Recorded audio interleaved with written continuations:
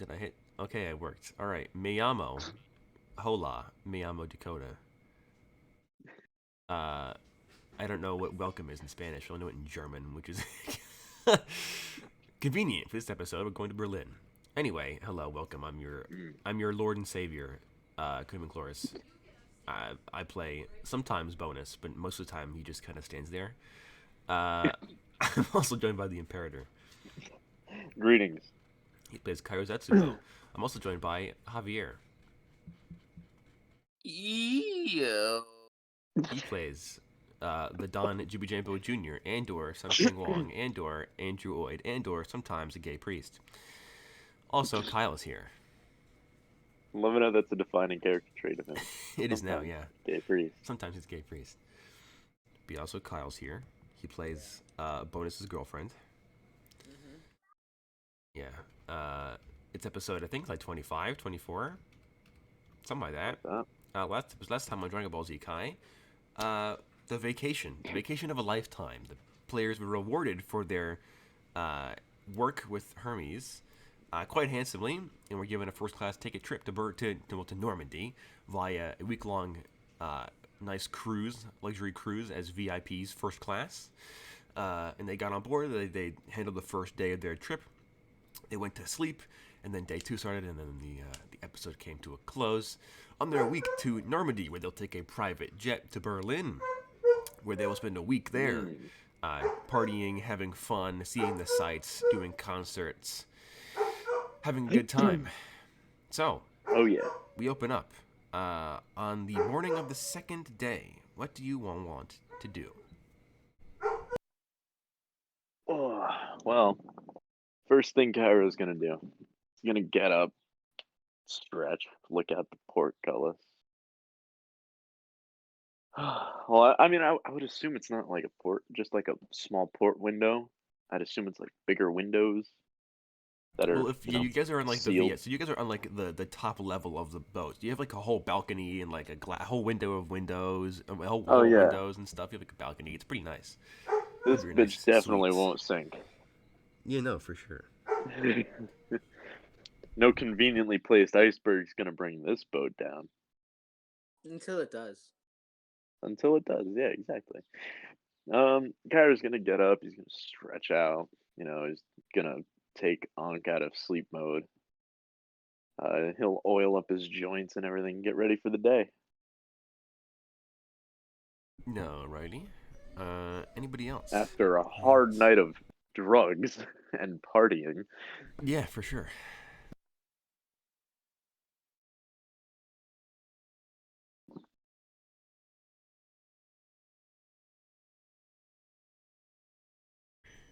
So.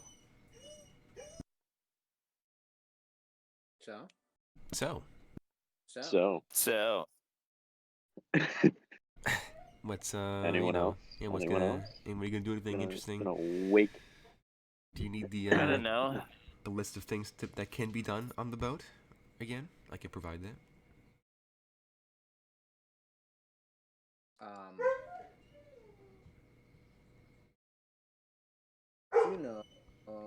Thing. I'm probably just gonna do the normal eat, then go beat some old people in golf. Oh Great. Yeah, our plan to absolutely destroy the elderly.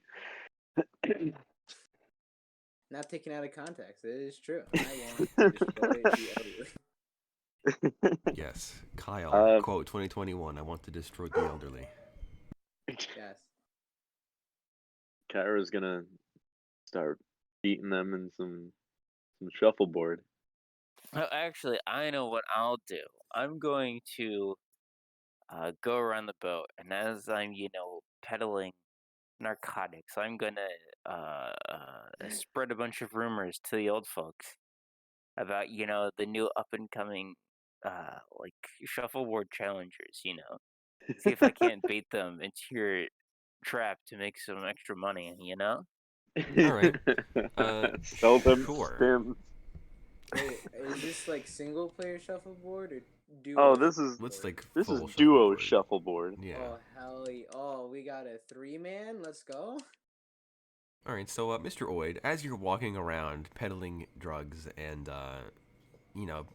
seeding the rumors of shuffleboard tournaments for money, you head to the golf course, and you see kind of a group of old folks, and they're all kind of huddled around one kind of central figure. I guess he's not that old, probably like late 30s, maybe early 40s, so a couple years younger than Bonus is. And he's playing golf, and he seems to be chatting up the rich old guys who are all kind of also playing golf. And he seems to be doing quite well. And you walk up and say hi and start chatting with everybody, seeing if they want any drugs. And the kind of charismatic dude, he's like, what do you got for me, friend? I'm like, only the best, Hermes, the items aboard this cruise ship. Huh? What? What'd you say? Hmm? Mm-hmm.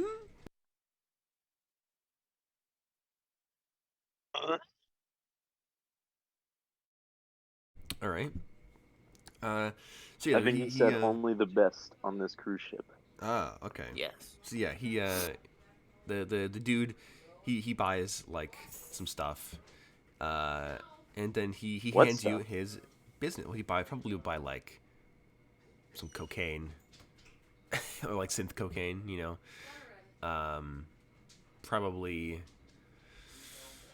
probably like a tab of acid as well, just because he feels like getting nasty later, having a nice fun trip staring at the ocean. It's the void. And then he would give you his business card as well, and he's like, "Yeah, I'm always always happy to meet an entrepreneur like yourself." And he hands you his business card, and then he holds out his hand to shake yours. All right, I'll shake. All right. So you shake his hand, and he's like, great, great, great. What's his name? Hold on. I know his last name. I just need to find his first name. His first name is like, name's Lucas Keaton. Nice to meet you. Well, nice to meet you as well, Mr. Keaton. You seem to minute. have a bit of a presence around here. Might I ask what your business is? And you also would have seen from his business card that he is apparently a Hermes employee, which makes sense. This is a Hermes cruise ship.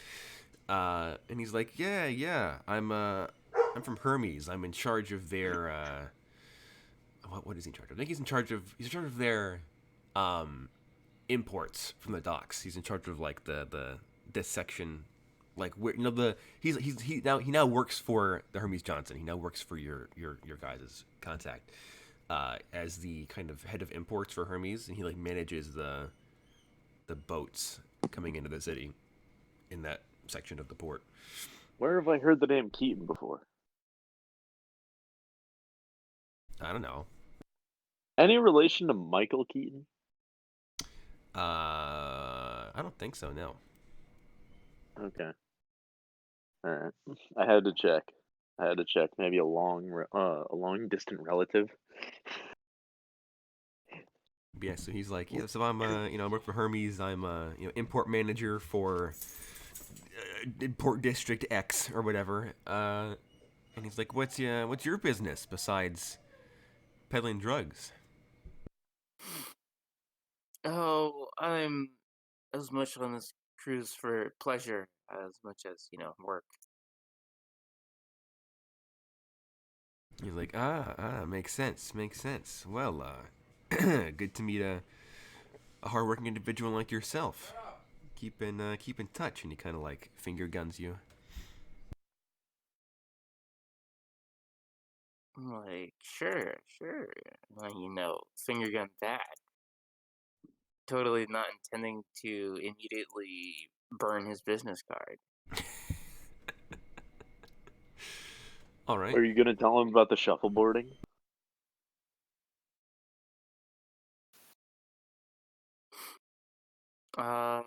Sure. As he, finger guns me, I'll be like, so, you take any interest in shuffleboard?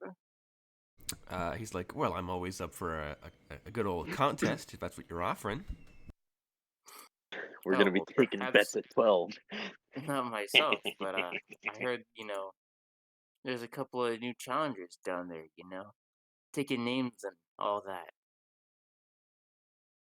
Like, ah, really? Well, I'll have to stop by after my next round then.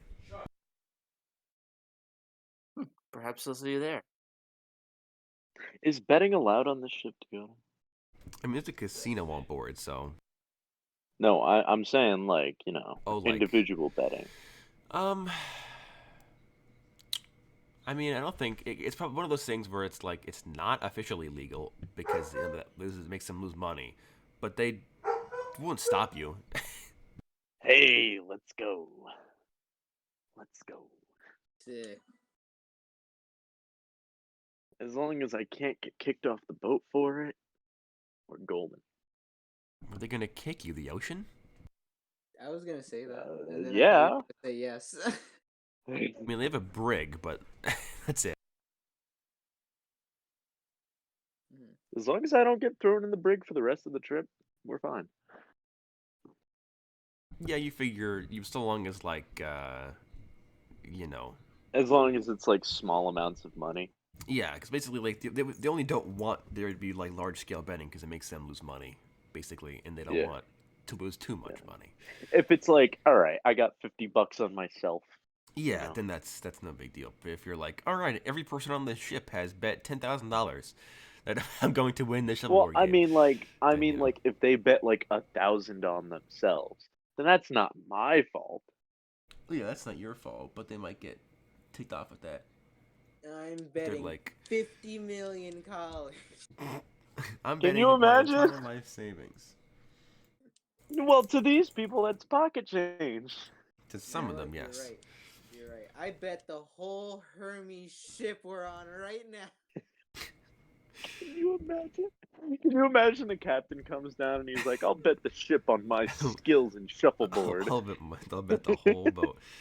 And then he like loses or whatever, and he gets murdered by Hermes for selling company property that he doesn't actually own. But hey, now we have a boat. Yeah. God.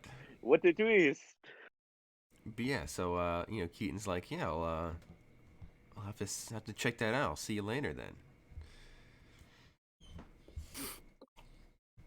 All right, cool. And I'll, give him a wave as I proceed down to the next line of old folks. Alrighty. So yeah, you keep I peddling. can't wait peddling for there to be drugs. someone on this ship that just has a heart attack from an OD. Like one of these geezers has a heart attack because they've had too much cocaine. No, they're all rich enough to have like drug synthesizers in their bodies to keep them from overdosing on purpose. So, But just Never enough to rich. give them the high. Yeah. Question though. How does LSSI work in the middle of the ocean? It doesn't. Oh, is that the one way to beat LSSI? Yes. They don't have jurisdiction over the oceans. So that would have been so good. they have boats that are close, like near the coast, but you guys are already like a day and a half Man, out. if only we had brought the old guy with us. Yeah, you're like, all right, come on this vacation with us, and then you murder him on the cruise ship. Toss him overboard. Yeah. But yeah, so all right. Wade, you keep peddling your drugs. And Noxon and Cairo, you begin your shuffleboard betting. And it gets kind of slow rolling at first. But eventually a kind of a small crowd of people walk over from the front of the boat where the golf course is. No, the golf course is... Where is the golf course? Now, let's preface this. Nox and I are a team, correct? Yes. Yeah. Okay. All right, let's get it. Let's see. So the golf course is there, and the shuffleboard is top central. Okay. So yes, it's the golf course and the shuffleboard are pretty like next to each other. So, you see like a small crowd of older folks following after a middle-aged guy. I should know who's wearing a very expensive suit, very expensive business suit. And he has a gold watch, like a gold like smart watch, and like some AR glasses, some nice like designer AR glasses. And he walks up and he's like, "So, are you the folks who are running this shuffleboard competition that I've been hearing so much about?" Indeed, we are. Now, I'm assuming that like the younger people in the richer section are like rooting for us to win. Probably not. Probably not. Yeah, they're probably just like watching at this point, and figuring like who's, are these two random people actually good enough to put their money where their mouth is, or are they just wasting people's time? So they're trying to like see how good you guys are first before they pick a side to root for. All right, all right. Yes, we are. Would you like to join? And he's like, of course. That's why I headed over here. And he kind of rubs his hands together, and he grabs the shuffleboard stick. Can I roll a d12 to see how many other competitors there are, or well, how many other teams there are? Roll me a d8. All right. D8, I can do that. There are 4 other teams. Okay. So yeah, so Keaton is a one-man team by himself. He has no teammates. He's just one dude. I'm gonna turn to Knox, and I'm gonna turn to Knox and be like, "Are we allowing this?" I mean, it's not my problem. Bitches lose money. Bitches lose money. That's fair. All right, so it's the 2 of us, 4 other teams, and then Keaton, right? Yes. So 6 teams total. Yes. All right, cool. All right, we'll form up a bracket and then we'll get started. Alrighty. In that case, then you and Knox can roll agility, and I will have the old folks roll. So roll 1d10 and then add your agility, and then give me the total. Whatever nat 10 adds. That is So a you have 17. 9. 17, and then you have agility of 5 or 6. You have like, okay, all right. Agility of 5. Agility of Okay, yeah, so 14. 14. So 14 and a 17 for you guys. Oh boy. Hold on. Okay. So let's see. What does the first old guy get? 7. So you got a 11, and then the second, his partner gets a 2. You get a 6. So yeah, no, you definitely win the first game. How much are we folks putting on these games? How much up to you I'm guys? always putting, like... I'll put 100. I'll put yeah, I was 100 gonna down. say that. I was like, I'm always putting 100. Okay. So then the I'll put yeah, up 50. Oh, who are So- you betting so- on then? Or are you betting on your friends or the old folks? Why wouldn't I bet on my boy? All right. So the old folks would bet that they'd match you guys, so they're gonna put 100 in every time as well. So in that case, you guys make $200. Do we need to roll percentile to see how much of the crowd bets on who? I don't think people would bet on anybody right for the first game. Unless they're trying to feel you guys out. But the next one, then they'll start Okay. figuring Okay. out who's who they think is going to win against who. All right. So first round, we won. Let's go. Knox, let's get it. Yep. So you guys Oh, yeah, take the brother. 200 color pot from the people you beat. So I will note that down on my little note card here. So far, you have 200. All right, game 2, another roll off.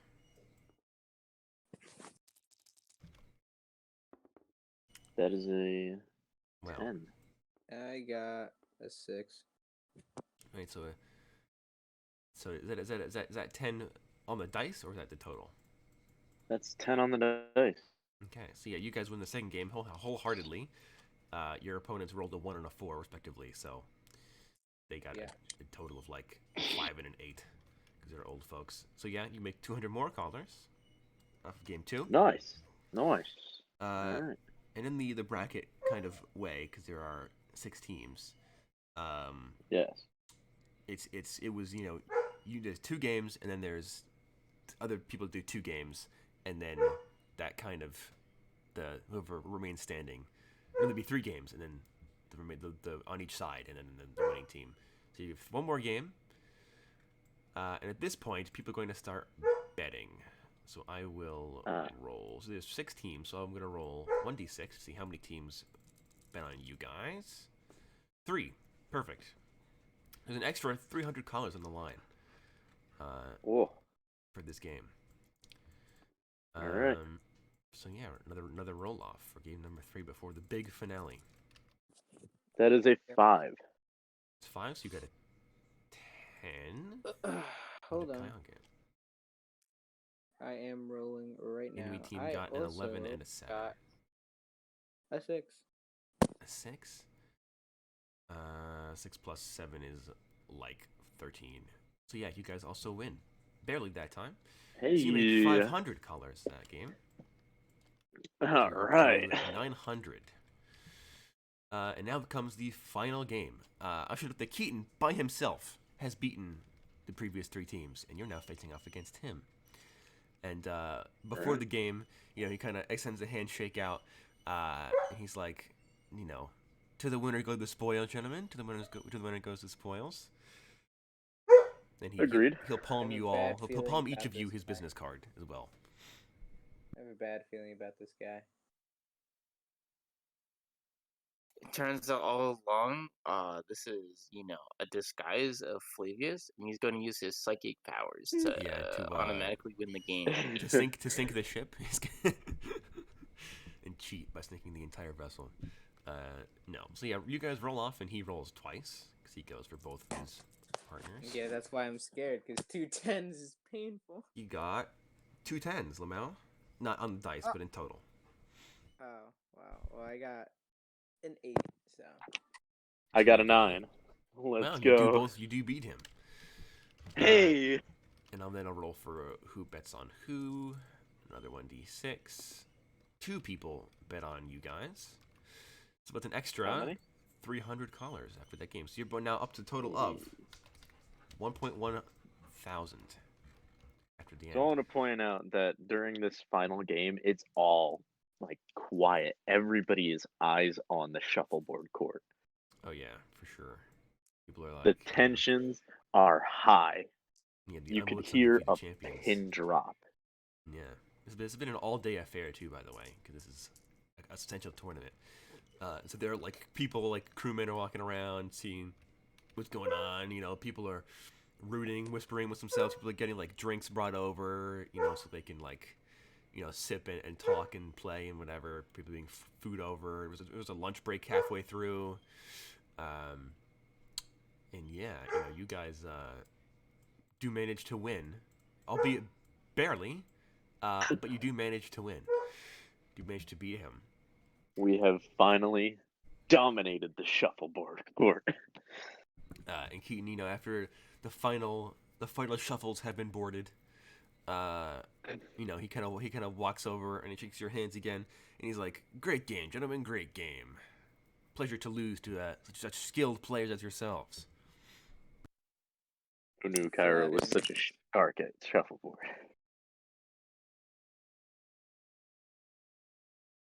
I'll return the handshake and be like, "A pleasure." And he'd be like, "Indeed. And like, the name's Lucas Keaton." I'm gonna ask him. Does Michael Keaton canonically exist in this universe? I mean, he did like a century ago, yeah. I'll ask him. Any relation to Michael Keaton? He's like, no, sadly. Ah, ah. Do we have an image of this man? I don't believe so. Hold on, let me double check. I don't Because think I do. because I get the ominous feeling that he's going to be an essential part to the plot later. You're It's correct. time He to is. next now. However, I don't have art for him. Well, I can describe him anyway. He looks kind of like Nathan Fillion, Oh, okay. but less square of a head. Similar kind of hairdo. And he's fit, but he's not like muscled or anything. He appears to just maintain a healthy diet and stuff. Average build. Yeah, very nice suit, very nice shoes, nice watch, nice he got a bunch of like rings on his fingers. AR glasses that are transitions. So they're currently like dark and you can't see his eyes. Um, slick back hair. Middle aged dude. Seems pretty chill. Then he walks over to Knox and he's like, and I don't know, and he kind of like when he shakes your hand, he kind of leans in and he's like, I don't think it's quite fair for a Codian to play against humans, but I'll let it slide. And then he kind of pulls away again. He's like, not Michael Keaton. He's not me doing it now. He's like, the name's Lucas Keaton. Nice to meet you. I turn to him, or I look at him and I go, and?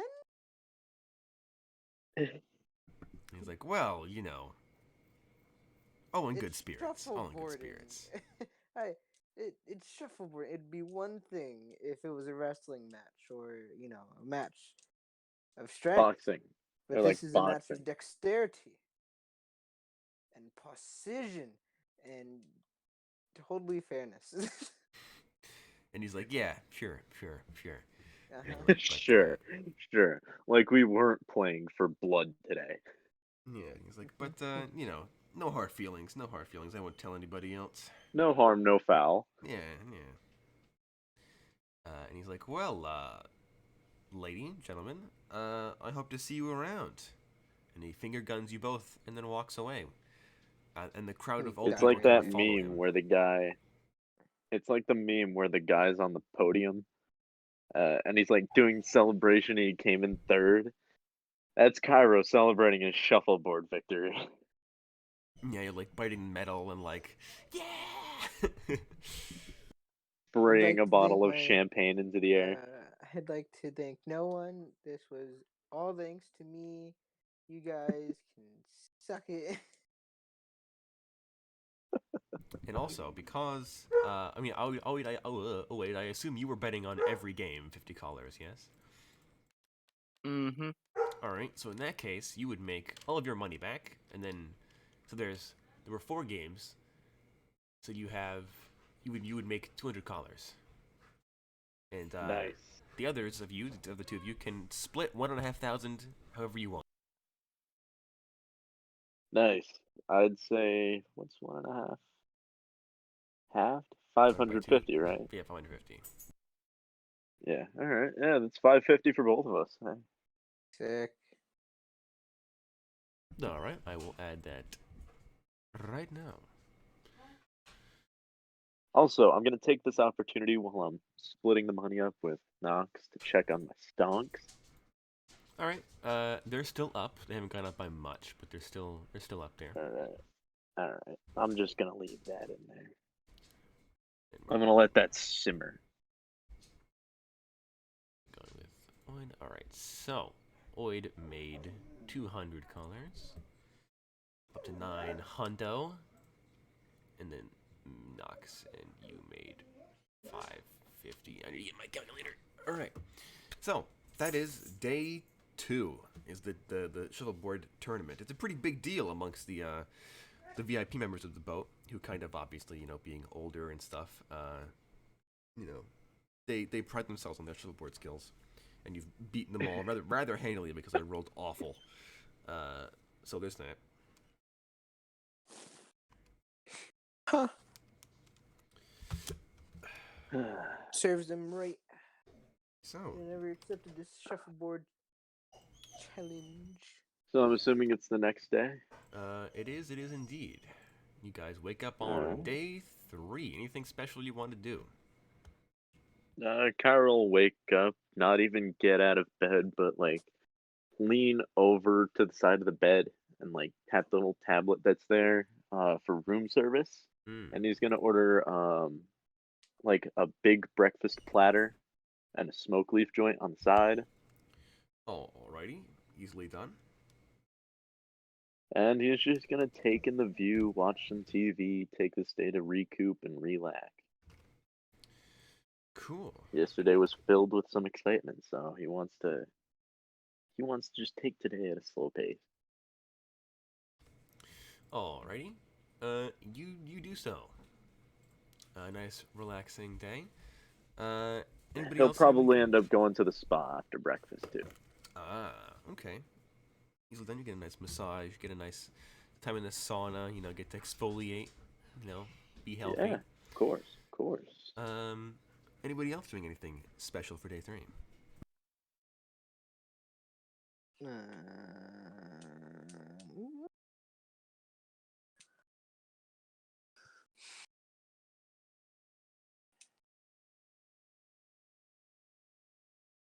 don't think so. I think I'm just gonna chillax in my room. I don't want to, run all the old people out of their money just so quickly. Such a I, on the other hand, am perfectly fine with uh, dripping people dry. Okay. So you continue to sell people drugs. Do you do anything else in particular, or do you just go around and peddle some more? Uh, Peddler protocol is in full effect. All right. So you're peddling. You also would see Bonus, who's at the skeet shooting range, and he is currently like breaking their marksmanship records, basically, using his own deagles instead of the shotguns that the skeet shooting pavilion provides. And you're kind of, you're walking around, going to like the different places, the casino, especially because the gamblers need to stay up all day to keep gambling, and they can only do that if they're on crack. So you're hanging around, walking around the ship, and you don't get tired because you're a robot. But if you did have human legs, they'd be very sore walking down this massive vessel all day. You're in the hallway, and you see coming towards you is Keaton again, and he kind of like is kind of fiddling around in AR with his glasses, and he kind of like sees you and kind of does like a double take, and he's like, you there? It's like I've been looking all over for you. Oh? He's like, yeah. And he's like, firstly, for, you got any more stuff? Well, of course. He's like, well, wouldn't mind if I do. And he buys like $50 worth of synth cocaine. And he's like, all right. And he's like, oh, before I forget. And he reaches into his jacket and he pulls out a pen, a very, very, very fancy looking pen. It appears to be made of platinum and gold. Uh, and it's engraved with his name on it, in like fancy gold lettering. And he holds it out to you, and he's like, "This, I figured, you be a decent guy, being that you are obviously an entrepreneur yourself, given your hustle, your grind on this fine vacation. I figured you could use something like this." And he's like, "So this is a pen, right? But it's part of a promotional material going on for Hermes. So when you get to, well, when we get to Europe, okay, I want you to take this pen to the nearest Hermes branch and tell them that I gave it to you, and they'll reward you as part of this promotion, right? You get paid for having employees kind of promotional, business card and business pen and stuff like that. So give them this pen as proof that you know me and that I know you, and they'll give you your reward for the promotion." Okay, well, I take it, and I'm like, oh, well, thank you then. And he's like, "Oh, and also if you don't want the promotion, that pen's worth like 5,000 colors. So don't lose it at the very Jesus least. Yeah, it's made of platinum, my dude. Platinum and gold. One bar of platinum required to make a standard ballpoint pen is $5,000 US currently in 2021. So yes, this pen's worth a lot of money. And he's like, so yeah, it's a very expensive pen, custom designed for the promotion, especially. That's why I don't carry around that much money on my person, but it's for the promotion, so we have one. because I All carry of us. pen. Well, yeah, he has a spare pen in his pocket, and a spare big business card and stuff. He's a businessman. What do you think? He's not going to be caught unawares without a pen. So yeah, so he gives you the fancy pen. He's like, so yeah, there you go. You know, I figured you could use the contact with Hermes. You know, help them move around your product a bit easier, but cheaper. You know, get some deals.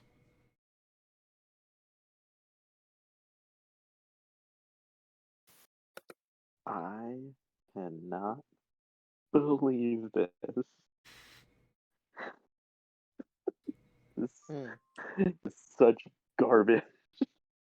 So It's yeah, over here making business deals left and right. yeah. Yeah, man, he's selling I'm drugs. just playing the game, bro. I don't know what you mean. He's on that grind, all right, getting that bread, as the kids say these days. So yeah, King gives you the pen, and he's like, yeah, so you know, feel free. And he kind of like leads in, and he's like, you know, I also get a reward for you know, beating everybody else at the promotion. So then he finger guns you and pats you on the shoulder, and he continues walking away. But strange feeling, he's gonna say one of these days, I don't just finger gun anyone. I just finger gun anyone. I only finger gun people who are important. Oh, with Mr. Keaton coming out to me, huh? No, he thought you would make a good person to hold his pen.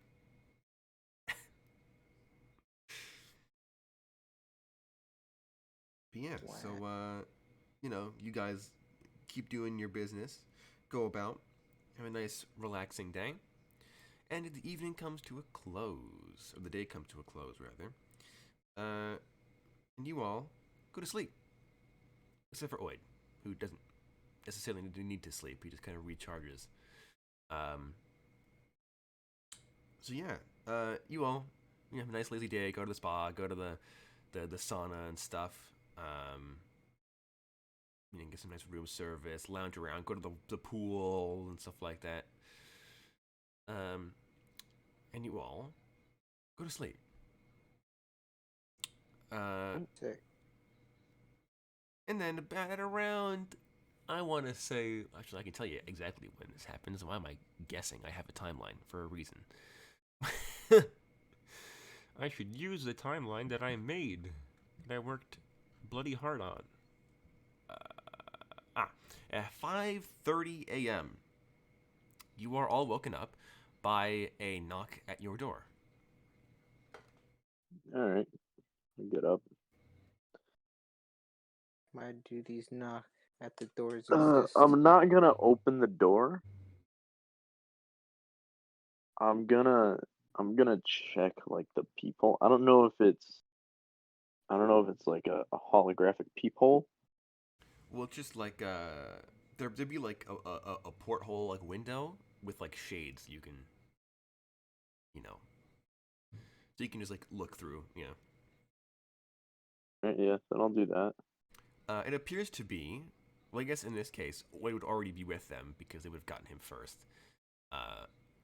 So it's Oid standing with a bunch of crewmen, followed by, and they appear to be headed by that android you saw when you first boarded the ship, the one that was like a pirate.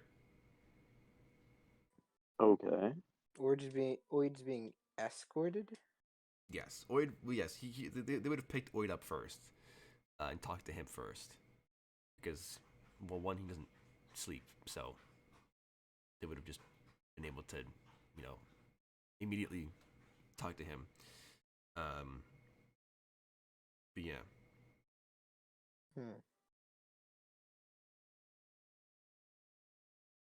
Okay. so yeah, these guys are standing at in front of your door. Also, bonus would be there too. They would have gotten him second. All right, I'll open up the door. All right, you open the door, and the android is like, "Greetings. I have been sent on behalf of the captain. He requests your presence in the morgue." In the morgue? Correct. Yar. Chief has org. All right. I'll get ready then. And Carol, like, close the door really quick and get dressed, and then like Alright. have Ankh come with him and go down. All right. So after they, you get out and stuff. I mean, I should know that the like bonus is still in his like pajamas. He still has like sweatpants on and like a sleeveless, t-shirt. And his mask is on though. His mask, he never really takes that off. And he has his holsters as well. His deagles underneath his arms. You assume he sleeps in those too, which is just kind of odd, but whatever. So after they get Kyra, they would go to Knox and knock on your door.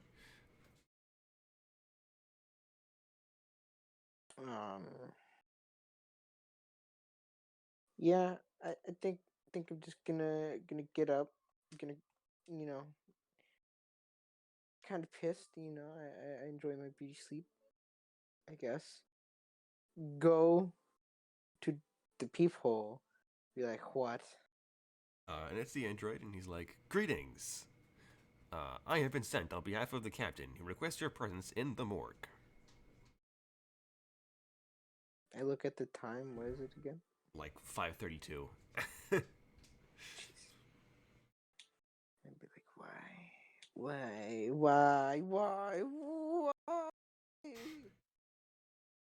Saying this out loud and wondering if Cairo's gonna shrug. Do I notice how geared up bonus is right now? Yeah, I mean, I don't think anybody here has ever seen him without a gun. So to have him here with his firearms is not something new. True. And Oid is there, and Cairo is there, who brought the robot dog. Albeit the robot dog has no gun in him anymore, but he's there. He can still bite people, claw people. Exactly. Eat Precisely. people. He requires sustenance to fuel the machine. You know it, bro. I guess I'll just get up and go. I'll like brush my hair at least. All right. So after you exit your room and stuff, after you're getting ready, you are all brought down into the hull of the ship, down a lot of long, kind of tight corridors that are more like just plain metal, barely even painted. Still like it's nice, still clean and stuff, but there's no fancy wallpaper, no chandeliers, no carpets and furniture and busts and stuff against the walls, no portraits on the walls.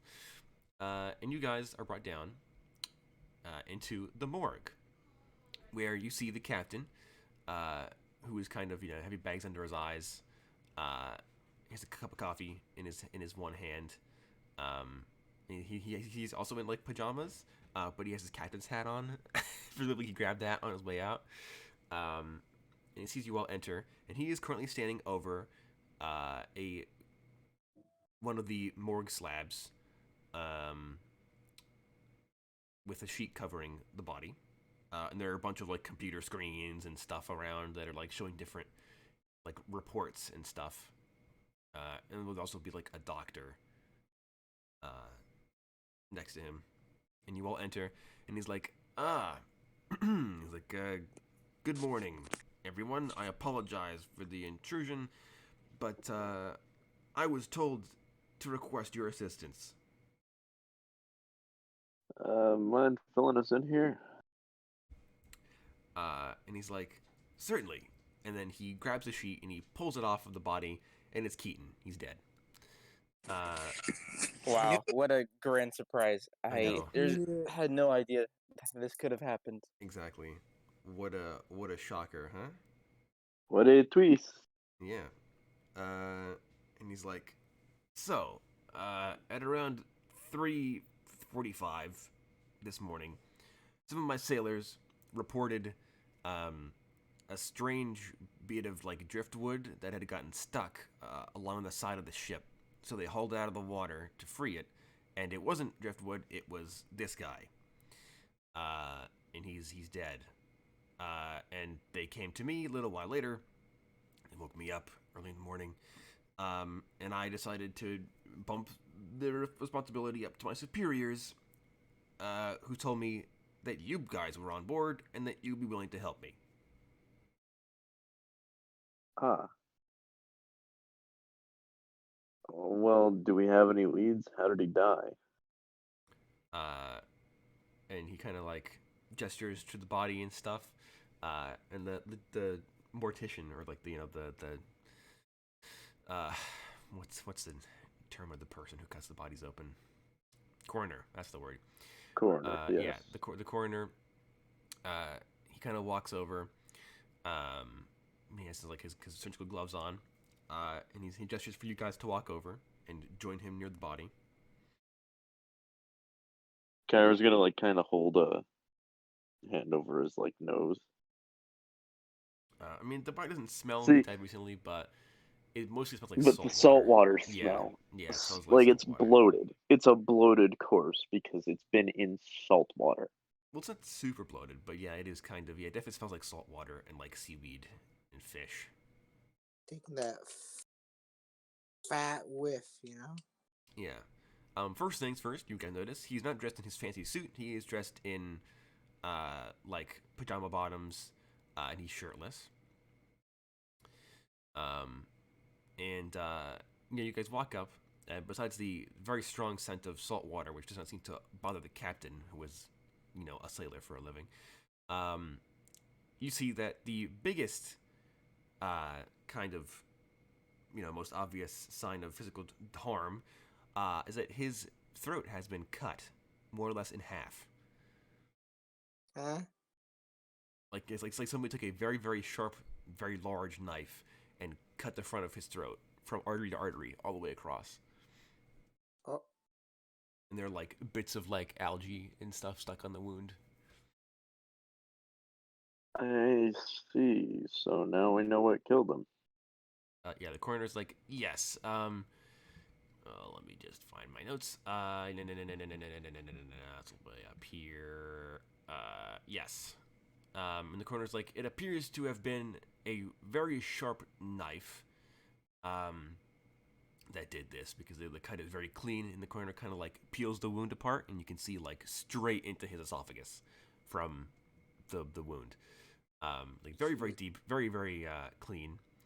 And then he also kind of like turns Keaton's head around, which is kind of an awkward, squishy noise because his throat is only half as wide as it used to be. And you also see that there has been a perfectly cut, very thin rectangular hole cut in his temple. oh, And the coroner's like, and his con chip has been removed. Huh. you said in where again? In his head? His temple. Temple. Is there any damage to the front of the skull? No. His face looks, well, besides being bloated and pale as a ghost, no, he's fine. His face is intact.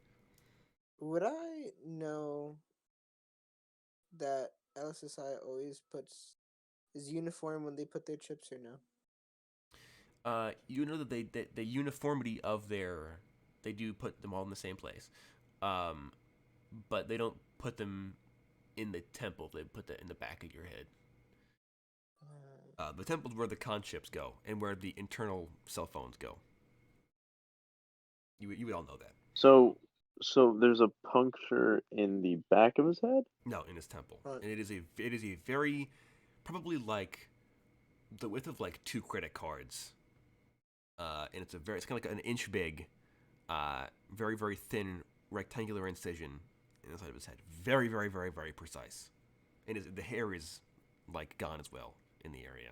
What little hair there is on your temple. Well, I mean, it's very obvious Well, done by someone with steady hands. Or steady, shaky, unsteady. well, if we're gonna investigate, I'm gonna ask the captain. Do you have any security cameras on the deck where he was killed? Don't have any security cameras in public areas, but there are security cameras in employee-only areas.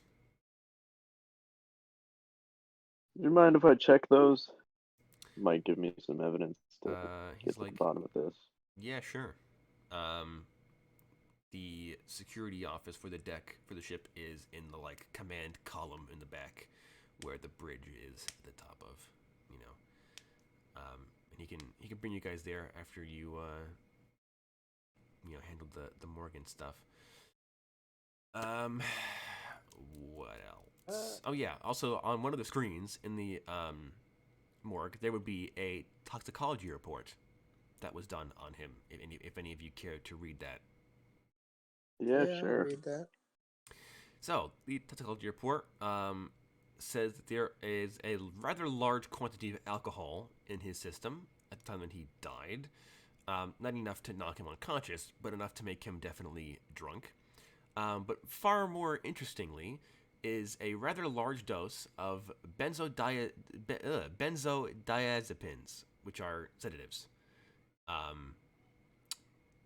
Yeah, a decent dose of sedatives in his system. What Hmm. did sedatives do again? Kairo's Sedatives knock you unconscious. gonna go back to the body and look at the the puncture wound on the side of his head more, like more in depth to see if it was a pointed object or if it was a blunt object or All right, make me what have you. an intelligence check. Where's the die? There we go. That is a 6. This appears to be a laser cut. Huh? So there's burns. Yes, not on the outside of the head, but in the inside where his brain is. It is all like cauterized. Yeah. Okay. I'll turn to the captain and I'll tell him. You do realize that there are burns on this man's head, right? And the captain raises an eyebrow and sips his coffee. Indicating laser wound. And the captain's like, so somebody has like a handheld brain chip remover?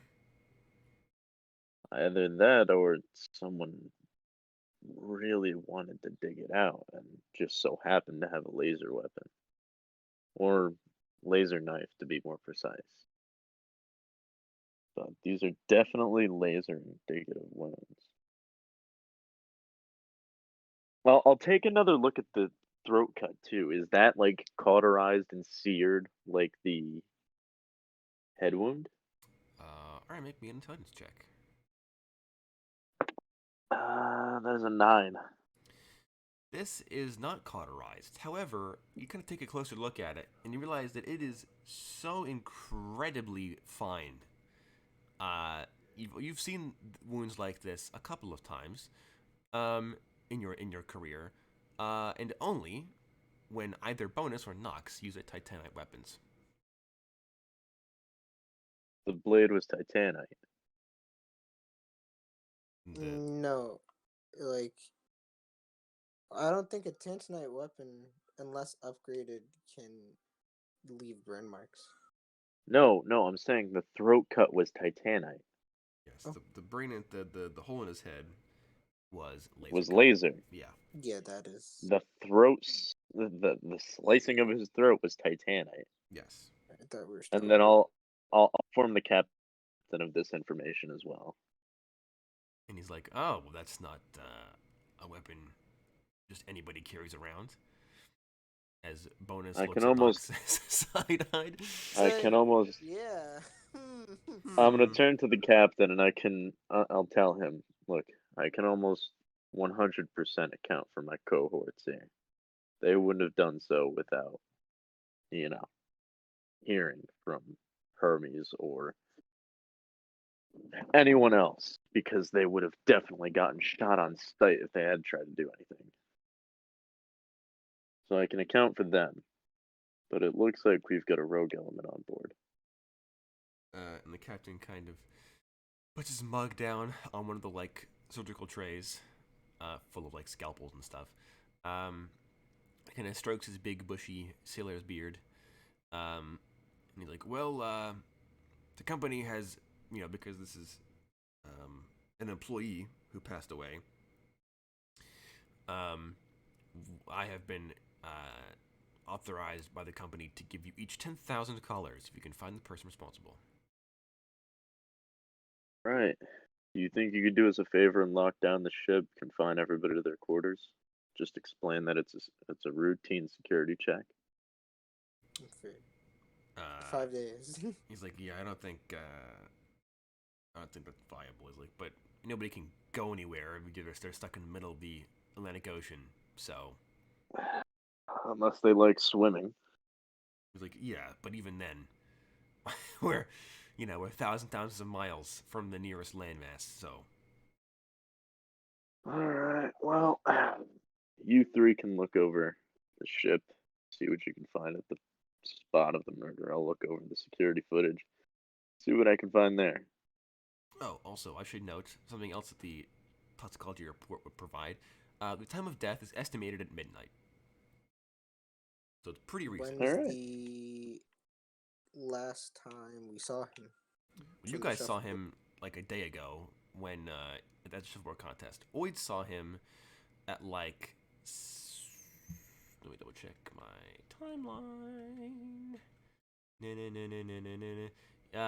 Oid would have seen him at like 11:45. That night? No, in the morning. Okay.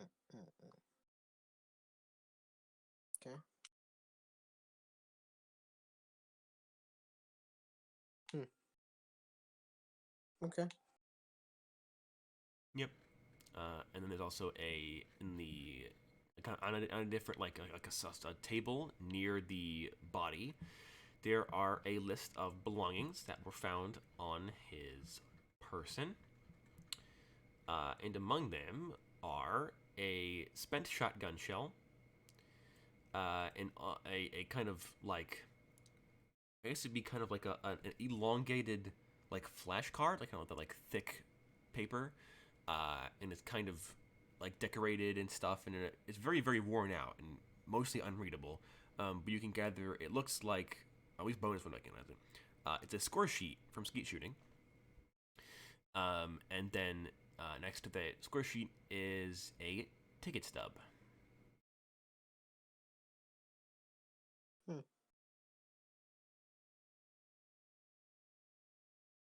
I guess the last place he was is skeet shooting. I mean, bonus can confirm that he saw him the day before. Well, no, 2 days ago, skeet shooting. So he did go there at some point, and he seemed to quite enjoy it. All right.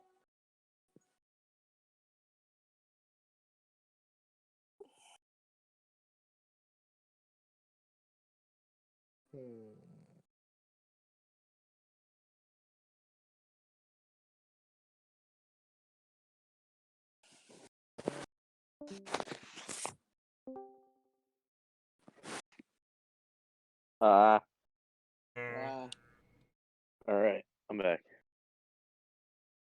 Alrighty. Alright, so I'll turn to the others and say, let's get busy, guys. All right. I wouldn't know where to start. Well, I guess maybe I can start with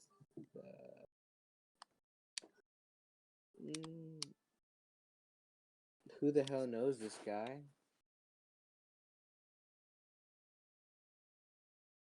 Yeah, that could work. Can we do a manual checkup on his con? I mean, you don't have it. It's no longer in his head. No, Like check like the global database Maybe he's or asking whatever. if there's like, yeah, Yeah. database. Not without knowing his con number first. Well, you can just think we look up could his ask- name. Hermes? Well, yeah, it's probably in Hermes records. Yeah, be on Hermes records. Okay. Yeah, all right. So you can get to the ship's computers and do that. Alright, What so- information are you looking for exactly? Well, first off, what like con level he has, 6. right? And then I guess the next thing is like, are cons also like location trackers? It's like, oh, your con was checked this many times, or it's been here this many times. Yeah, there will be like location pings. Yes, like if you like if somebody checks your con number when you go somewhere or to enter someplace, that will pop up, but it's not like a GPS tracker where you can find where they are immediately. Okay. Can I search, or anyone search really, if he went to any like shady place? What are like common places he went to? Rich places he went to? That type of stuff. Okay. Are you talking about on the boat or are you just in general? Yeah, I think first I'd check the boat. You know, I'm pretty sure they have timestamps, so Yeah. Okay. So in that case, you get a lot of information. You find that he paid for a movie at 12 noon the day previous. Then at 2:15, he paid for a round of golf. That's a common theme. A lot of golf games paid for in the past few days. Then at 4:30 p.m., he paid for a skeet shooting session. Then he pays for several drinks at the bar at 9:30 p.m. And then the updates stop. So a movie, a golf, skeet shooting, and drinks. Are the drinks? Is it detailed like what they are? Are they all the same, or are they? It would be a lot of like expensive cocktails. Ah. I don't know if we have any drinkers, but I'm pretty sure from at least anyone's glance. Are the drinks looking like, yeah, if you ordered this many different, either A, you shouldn't be live, or B, you're ordering for someone else? I get what you're getting at. The amount of drinks he ordered would Cairo's a definitely be enough to get somebody pretty blasted. big drinker. Okay. They're all quite high proof. They're all like vodka or like absinthe based drinks. Like this, he was trying to get blasted. I see. Okay. And does it look like he's at least ordering for 2 people or more? You don't get that impression. Okay.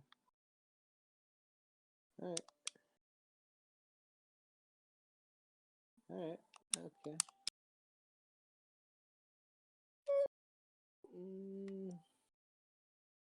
I know what locations I'm gonna check now, that's for sure. Yep. Alright. And he said, well, I mean, that's Cairo's thing, but just making sure. He said in public areas there are no. Yes, there are no cameras in public areas because they want to maintain the privacy of the guests and stuff. But the employee areas that are off limits to normal people, they do have security systems. in Yeah, place. I'm gonna be checking the cameras that are there. Yeah, All right, so you can make me a perception check as you go do that.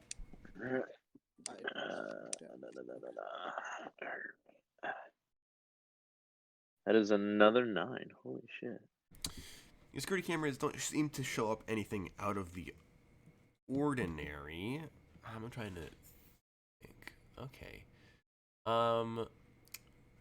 However, the security camera footage for the skeet shooting pavilion for the past day has been deleted.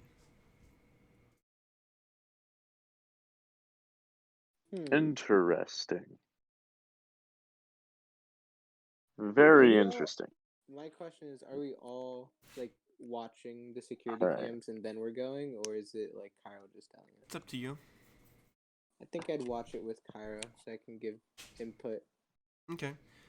Yeah, you find the sim information. Yeah, because there are only security cameras in like the bridge, the hallways leading up to the bridge, the ski shooting pavilion because there are live firearms and ammunition in there. What else? Is there one for the? Is there one for the area leading to the skeet shoot pavilion? No. No. No. What's the closest area to the skeet shooting? Closest area to the skeet shooting pavilion. I can tell you, skeet shooting pavilion is the top bow. So that's the back of the ship. Closest place would be the drone racing. That's also in the back of the ship on the top deck. All right, I'll check the drone racing cam because maybe the Okay. person was waiting nearby. There are security cameras even in this public area, but they're not like security cameras. It's just cameras to record the drone races because the cruise ship will sell them to the people who pay money to race the drones and stuff, and they get like cool action shots or whatever. What time does the security camera footage for the skeet shooting stop? The whole day. It's all been deleted. The whole day? Yes. I'm gonna turn to the captain and I'm gonna ask him who could have had access to this camera. It's like, well, people who usually have access to security, which is the ski shooting pavilion. So the footage for each place is stored on servers in that place. So the people who had access to the ski shooting pavilion are the captain, the first mate, and the captain, first mate, the maintenance crews, and the dude who runs the ski shooting pavilion. So the captain himself, Interesting. first mate. You said the employees that work there, Yes. maintenance crew, Yes. and that's it. So Yes. is that? Well, I wouldn't imagine that the employees that work at the skeet shooting pavilion would have access to the servers. Well, they have access to the security camera footage. Like they can get to the computers. Okay. Yeah. All right. Would you It's mind what bringing part? the? Would you mind bringing the man in charge of skeet shooting in here? Sure, they can go fetch him. Let me find what I'm looking for. That's down here. That would be.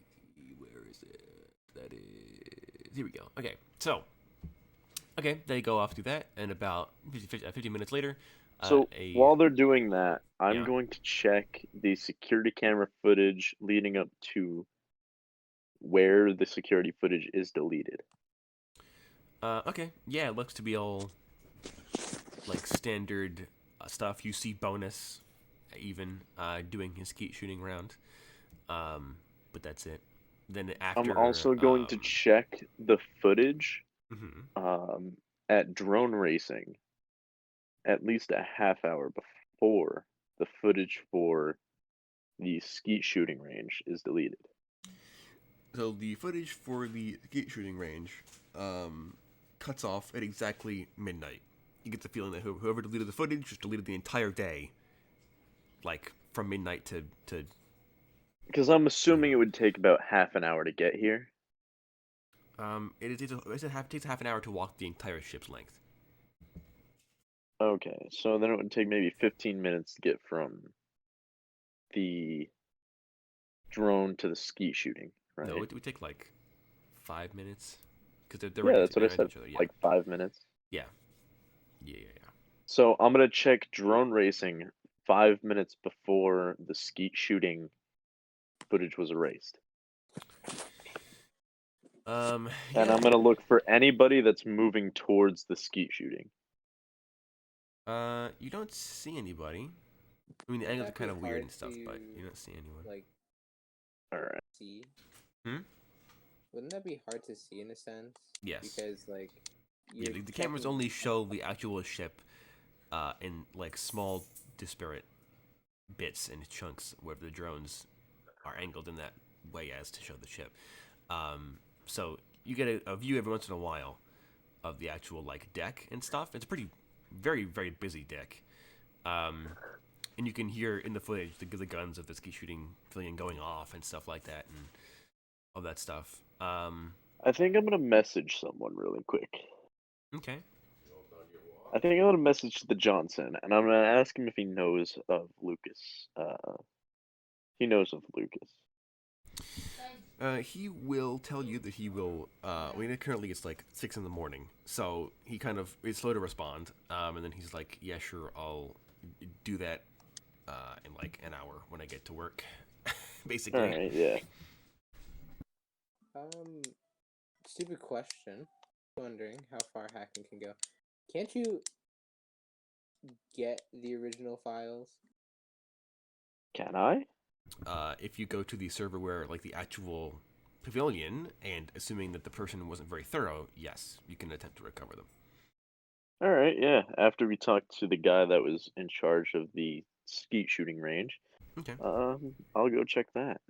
All right. So yeah, after 50 minutes, the crewmen that were sent off to fetch the guy in charge of skeet shooting, they return, accompanied by a very large, tall, muscular dude, and he kind of walks up. He's like tan, super muscular, kind of short, blonde hair, um, you know, and he walks in and he's like, "Ah, good morning. I was summoned here, yes."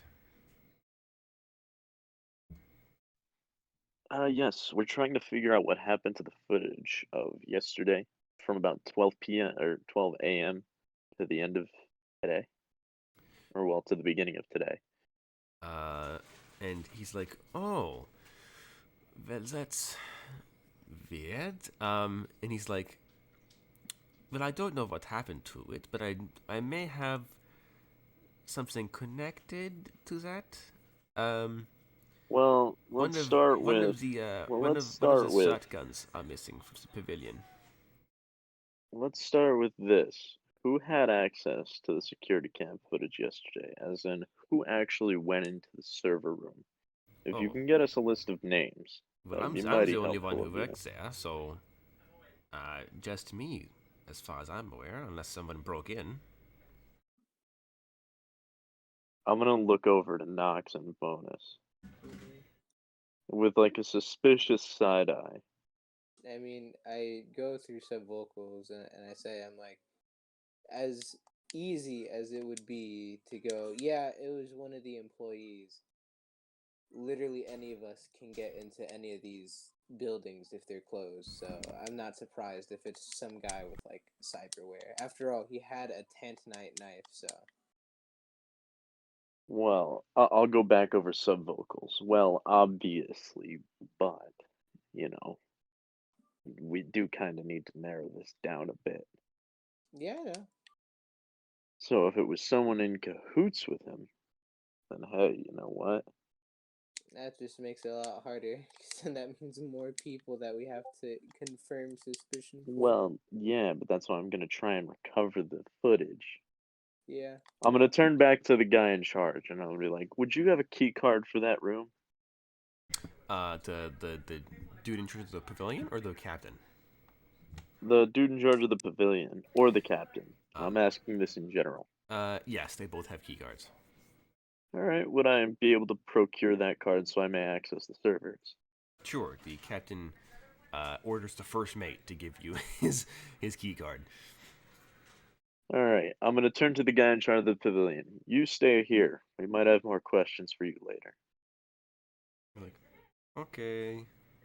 And then he goes over to the captain and starts telling him that one of the shotguns is missing from the pavilion. Yeah, yeah, that's gonna come in handy later.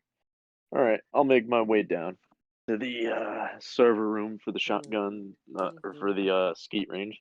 All right. Wait, before anything, can I EM or EV? EM? I like EM more. Electromagnetic, the electromagnetic vision, EMV. Yeah, I like EM. It's nice and short. Um, the captain and this employee and the first mate. Okay. The captain has a bionic leg and has a he has neural links with a pistol that you can see tucked in his side. The first mate has a bionic eye and a bionic ear and a bionic hand, but otherwise nothing else. Eye, ear, And hand. Okay. yeah, and then the Rudolph Hess dude, or Wes rather, the guy who uses a pavilion, he has an internal cell phone in his brain, a brain chip, and he wouldn't have any other bionics. You can tell. Can I tell if the first mate's eye is just a regular eye or no? I mean, it's a standard bionic eye. Okay. Okay. Huh. Gonna let Kyro do his thing before I start questioning things. Yeah, that'd probably be smart. All right, Alright. so you go to the shooting pavilion. Use the key card to get inside. It is currently closed. There's nobody like waiting there or anything. You get inside, and it's a pretty small pavilion because it is a pavilion. It's a small kind of like shed, probably only like 15, 20 feet wide by like 30, 40 feet long. And there's like a computer desk.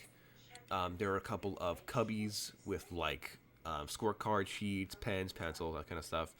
There's the computer on the desk with its server tower there. Next to it is the kind of like security like storage, the security camera server on the desk next to the monitor. Then across the room are the large metal cabinets that have all the different shotguns. One of the spaces is notably empty. And then next to the cabinets for the weapons are a bunch of crates of shotgun shells. And also Alright. the skeet, like the actual like ceramic discs. I'm gonna have Ankh with me, and I'm gonna jack into the servers and try and recover this footage. All right. You can't. You can't find any trace of it. Whoever went in here deleted everything and was incredibly thorough. Hmm. Damn. However, you can find that the key card, well, not the key card, but the door was opened at. When I get my Oh, can I time. check the door the door logs? Yeah. So the door was opened at 2:05 a.m. this morning. Okay. Is there a signature to that key card? No, actually, the system shows an error. This is that no key card was used, but the door was still opened. Alright. After 2:05. Said 2:05, right? Yes. Alright. I'm going to check all surrounding security cameras for any other pavilions Mm-hmm. after from 2:05 to the time that the security camera footage resumes. Okay. Sure. So you head back to the kind of The mystery still branch. is the mystery still is that he died at midnight, Yes. which makes this quite the conundrum. All right, yeah, I'll start checking over that security cam footage. All right. Anybody else want to do anything else in the meantime?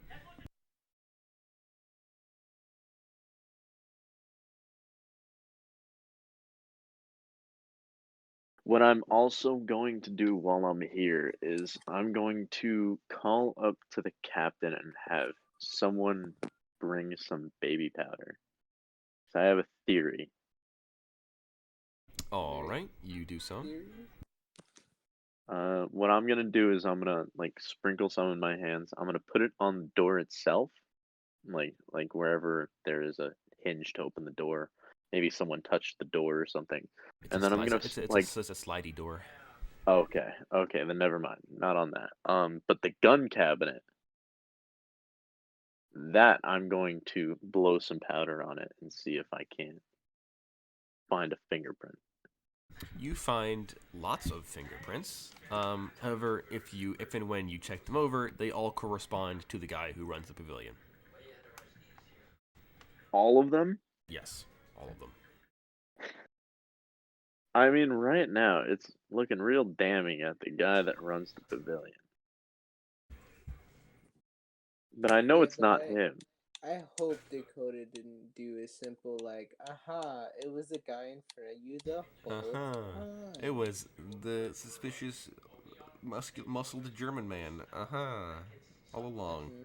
Plot twist. No. That would be too easy. That would be too easy. He I'm said he gonna would I'm gonna put a sub vocal to bonus. And just to confirm that my suspicions aren't true, I'm gonna have him check the pavilion runner's quarters. Okay. So, bonus will. I mean, if Oid wants to join him, then Oid can join him. Otherwise, he'll go by himself. I'm gonna have Knox stay in the the brig. Or not the brig, the bridge. Yeah. Okay. Alrighty. So you do so.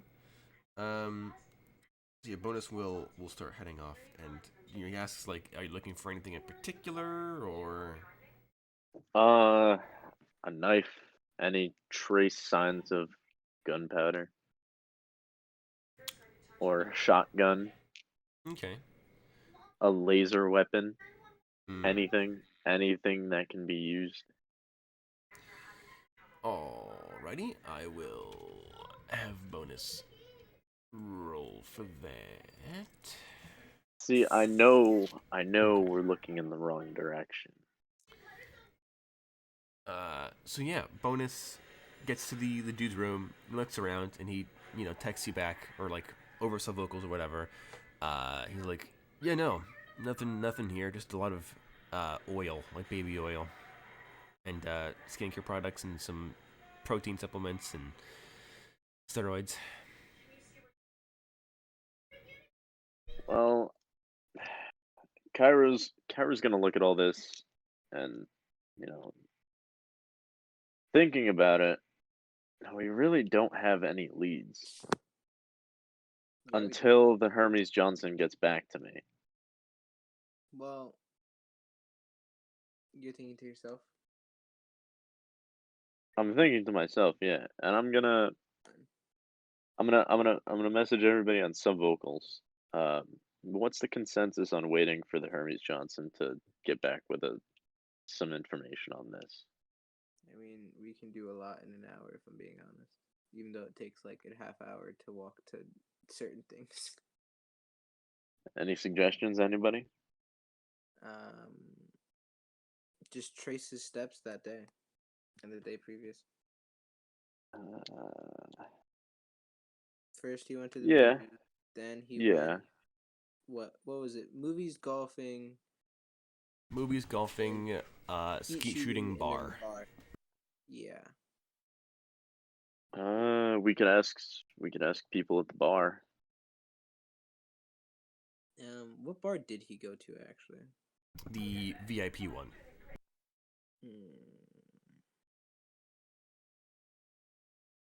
Is everything he went to VIP only? I don't think so. Yeah, actually, he went to almost everything that is VIP except for the drone racing, which is he didn't go to. But the theater, the golf course, skate shooting, and the bar are all VIP. All right. Well, I'm gonna see if I can't uncover anything else here. In the meantime, we should probably ask what happened to the Gun. to the pavilion owner's key card. He has it still.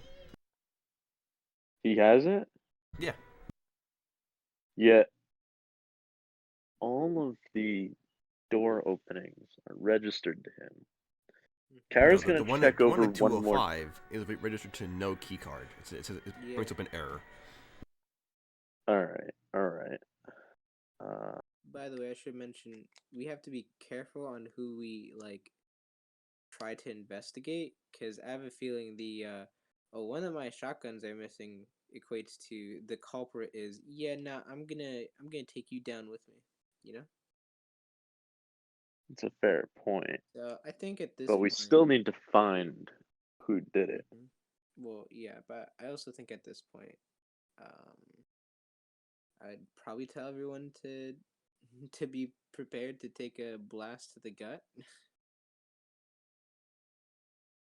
I don't think anybody can be ready for that, but No, but hey, if we can find the bartender that was on staff last night during the time that he was there, we might be able wait, to get a lead or if the something. gun pavilion was deleted and the bar, does the VIP bar have anything? No cameras, but does it have like check-in logs? You could probably do that, staff logs and whatnot. Well, this is also running under the assumption that whoever did kill him went to the bar to follow him. Had to. I mean, incentives. What I'm gonna do is I'm gonna check the golf course cameras because I'm starting to think that if someone was following him, they would have been following him since the morning. Since he started his day at the golf course. Okay. Am I right on that? There are like hundreds of people that signed into the golf course. I'm Over the looking course for of the day. only frames where he is in the shot. There's no cameras there though. Either the only cameras in The like gun the pavilion and drone racing. Oh yeah. Yeah, Alright. that's why it.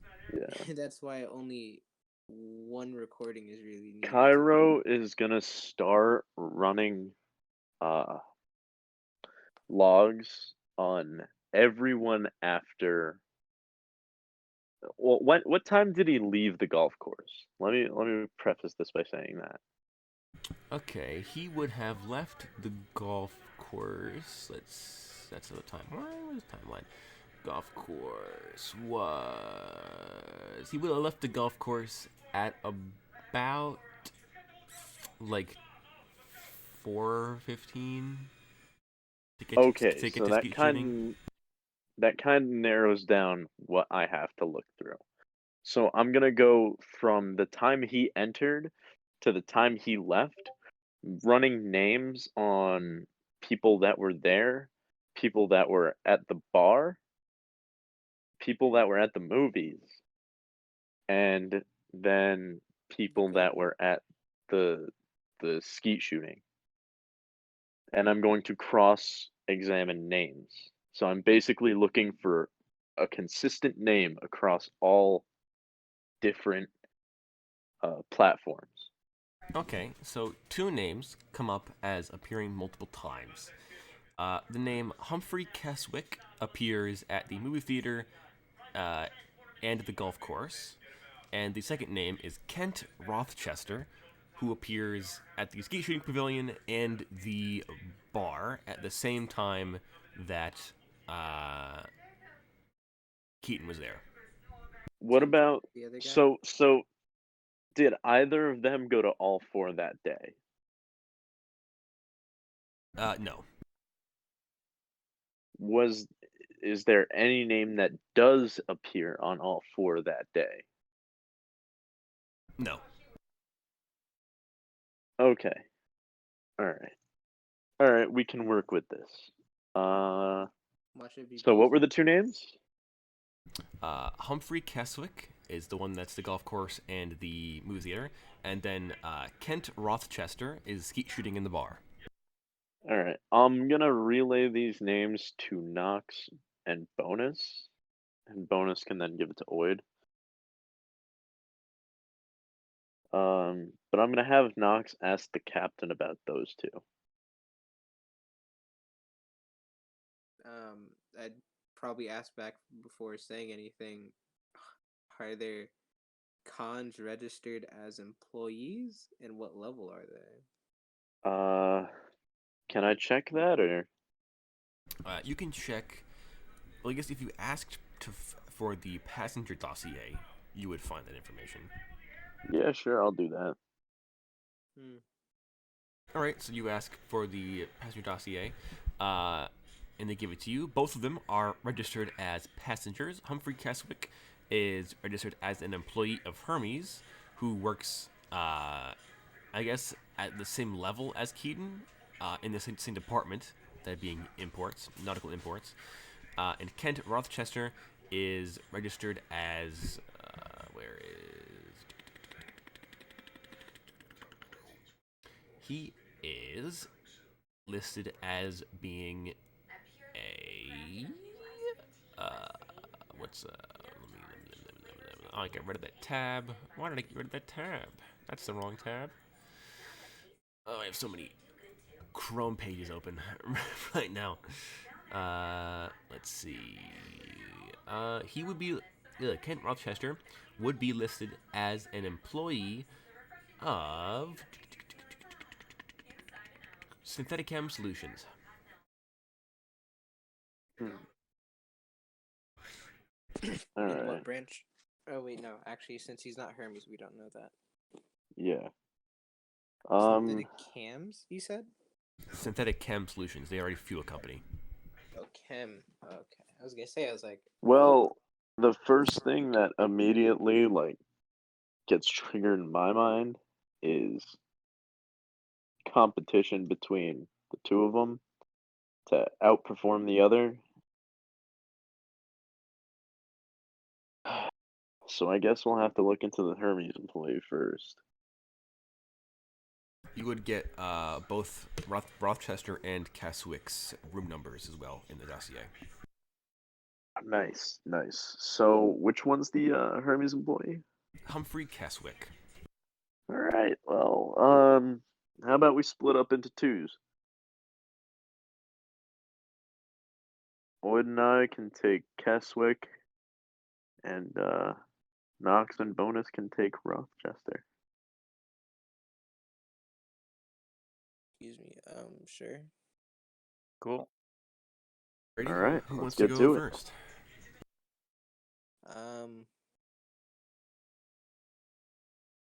Is All right, Xavier well, back? Yeah. all right. Well, then me and Xavier can go first. All right. You guys head over to Keswick's room. It is in the VIP section, being that he is an executive individual, and you have the master key card. And you open the door, and immediately the smell of death hits you in the face like a truck.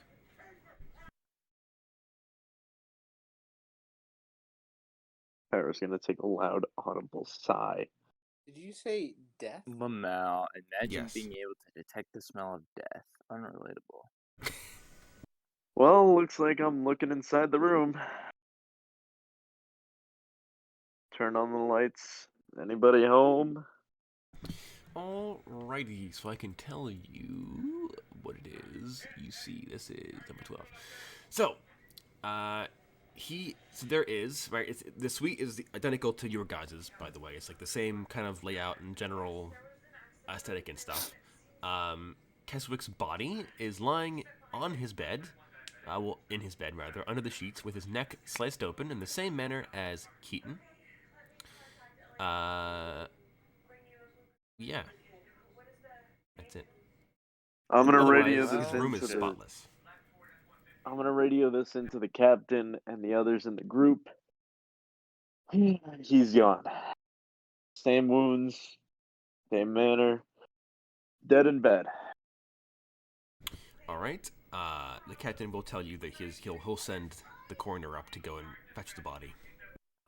Let's keep this quiet. We don't want mass panic on the ship. Or, well, as quiet as it can be.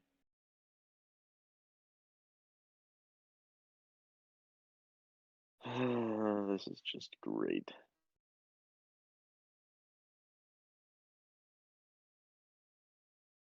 All right. Huh? Well, While the Before the coroner, coroners get there, I'm going to check for any kind of calling card. Okay. You can make a perception check if you want. Alright. That is a 6. Are you checking the body or the whole room or the whole, like, what are you doing? Yes. Just everything. Everything? Okay. So you don't find. Also, one moment.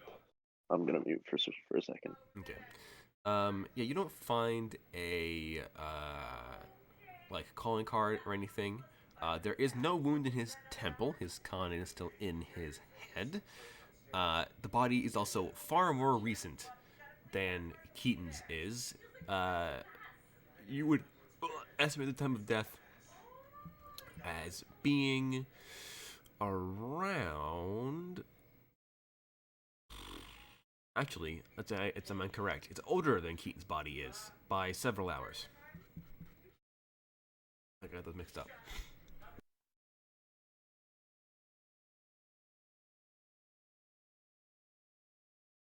Am I subvocal to any of this? I assume.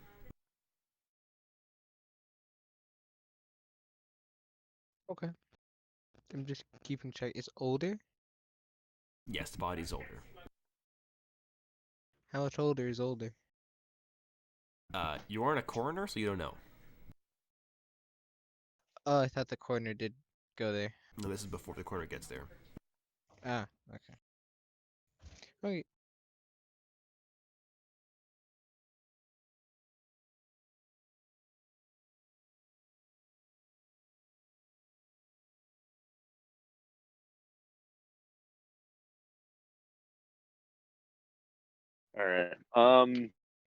I mean, that's all I can really check for, right? Is like a calling card or any kind of like signature that someone's been there, right? Well, you didn't. Yeah, you just looked for the. You didn't like search the room. You just looked for a calling Oh card. yeah, I'm Yeah. gonna. All right, then yeah, I'll search the room, and then while I'm at it, Alright. I'll check his door registry. Alright, make me another perception check. I'm not at my dice. Alright, well, in that case, I could just tell you the door information. The door was open. That's the wrong direction. You need to scroll. Door was opened at 4:30 p.m. Yesterday. So, several hours before Keaton was murdered. That's the last time the door opened and closed. 4:30. Yes, in the afternoon, yes. Alright.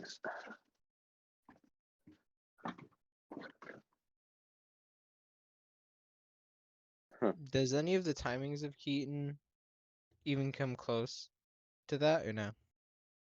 At that point, Keaton was at the skeet shooting pavilion. That means Huh. that because that business guy was only with him for golfing and the movie. So after golf, he probably went back. Okay.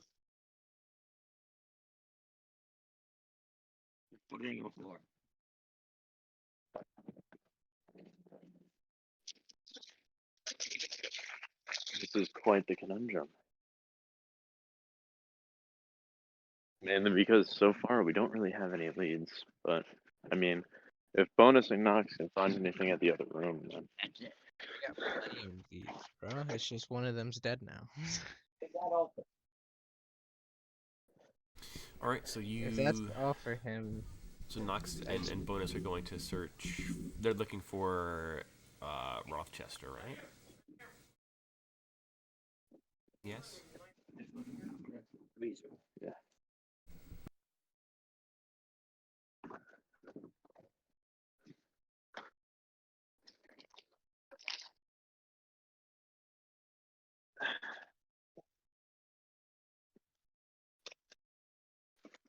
can I say that again?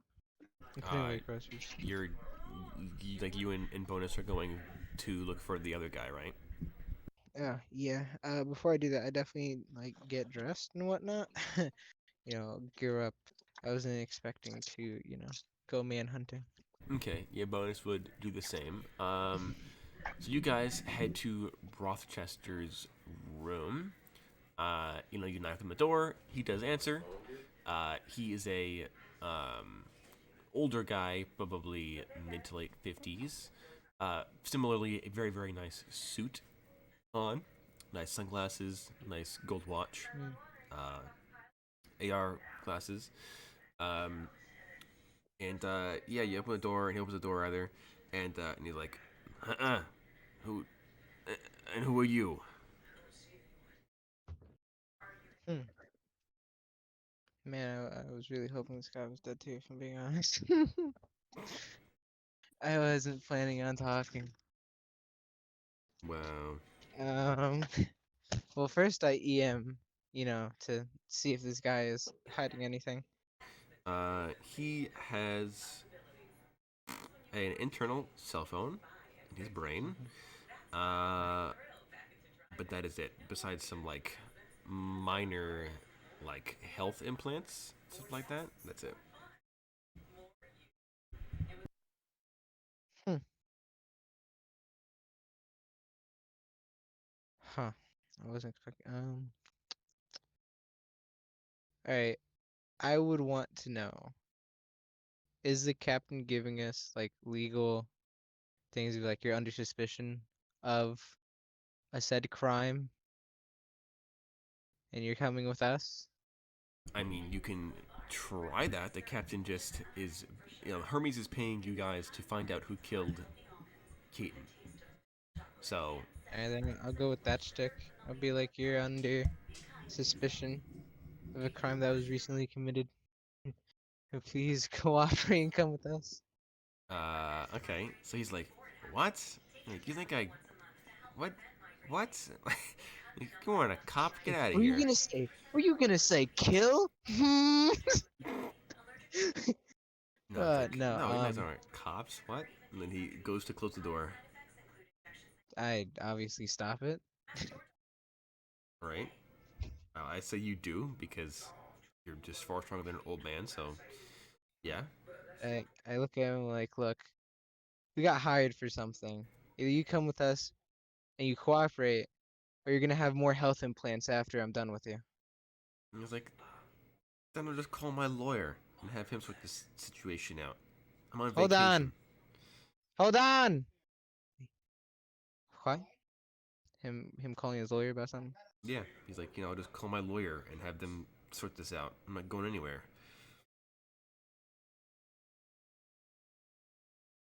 He's got a good point though. He's from a different company on a different company's ship. I don't know his position. Legally, he's on Hermes' property, which means that Hermes makes the laws. So if Hermes could sign off to like suspend his legal rights, then he would have no legal rights. But that would probably cause international incident with the company he works for. So Yeah. So, so now, I'm like, all right. I turn to him like, what if I ask you questions now instead of ask your unconscious body questions? and he kind of sighs and he's like, "Okay, what do you want?" I wasn't expecting to get this far. Okay. Um, I'm having these comms open to like probably Lloyd and Cairo and bonus and be like, well, I need suggestions. But the first one is uh probably ask him the timings of where he was throughout the day and be like, hey, where were you within like the past few days if you can remember, and then go from there. He would tell you that, from what he remembers yesterday, he spent the morning, eating and stuff, playing some stuff shuffleboard. The afternoon, he spent eating lunch and then ski shooting, at around like 4:30. And then at the bar, he after ski shooting he went to the bar, and he said he ran into like some jerk from skate shooting who got in his face. He was super drunk or whatever, and they almost got into a fist fight, but the bartender kicked them both out. So he went back to his room and went to sleep. I asked him to describe the guy. He describes Keaton pretty well. Okay. A moment, please. I'm getting shrimp. All right, so Oi, do you have anything you wish to do in Castwick's room? I don't really think I'll find much, but I suppose I can attempt to look around, see any evidence, of someone, being here, I guess. All right, give me a perception check. All right. That's a 4, unfortunately. Well, it's still pass. Let me go up and see. That's the wrong one. It's down here. Okay. Okay. So you are looking around, and it looks oddly like unlived in. There are no bags around. There are no personal affections. There are no like empty trays. Nothing to show that there was like room service delivery or anything. And you're like, I'll just the bathroom. So you go to the bathroom. You don't find anything out of the ordinary. You find like a used toothbrush and like a little thing of like a traveler's thing of toothpaste. And then you're like, this is really suspicious. If I were to hide something, where would I hide it? So you go and you take the top off of the back tank of the toilet, and you find a sealed plastic bag. It's taped to the inside of the toilet, and it has a USB stick and a folded piece of paper inside of it. Interesting. God, this is gonna turn into a riddle shit. I'm gonna cry. But I guess I'll, call over Cairo and be like, found something. What is it?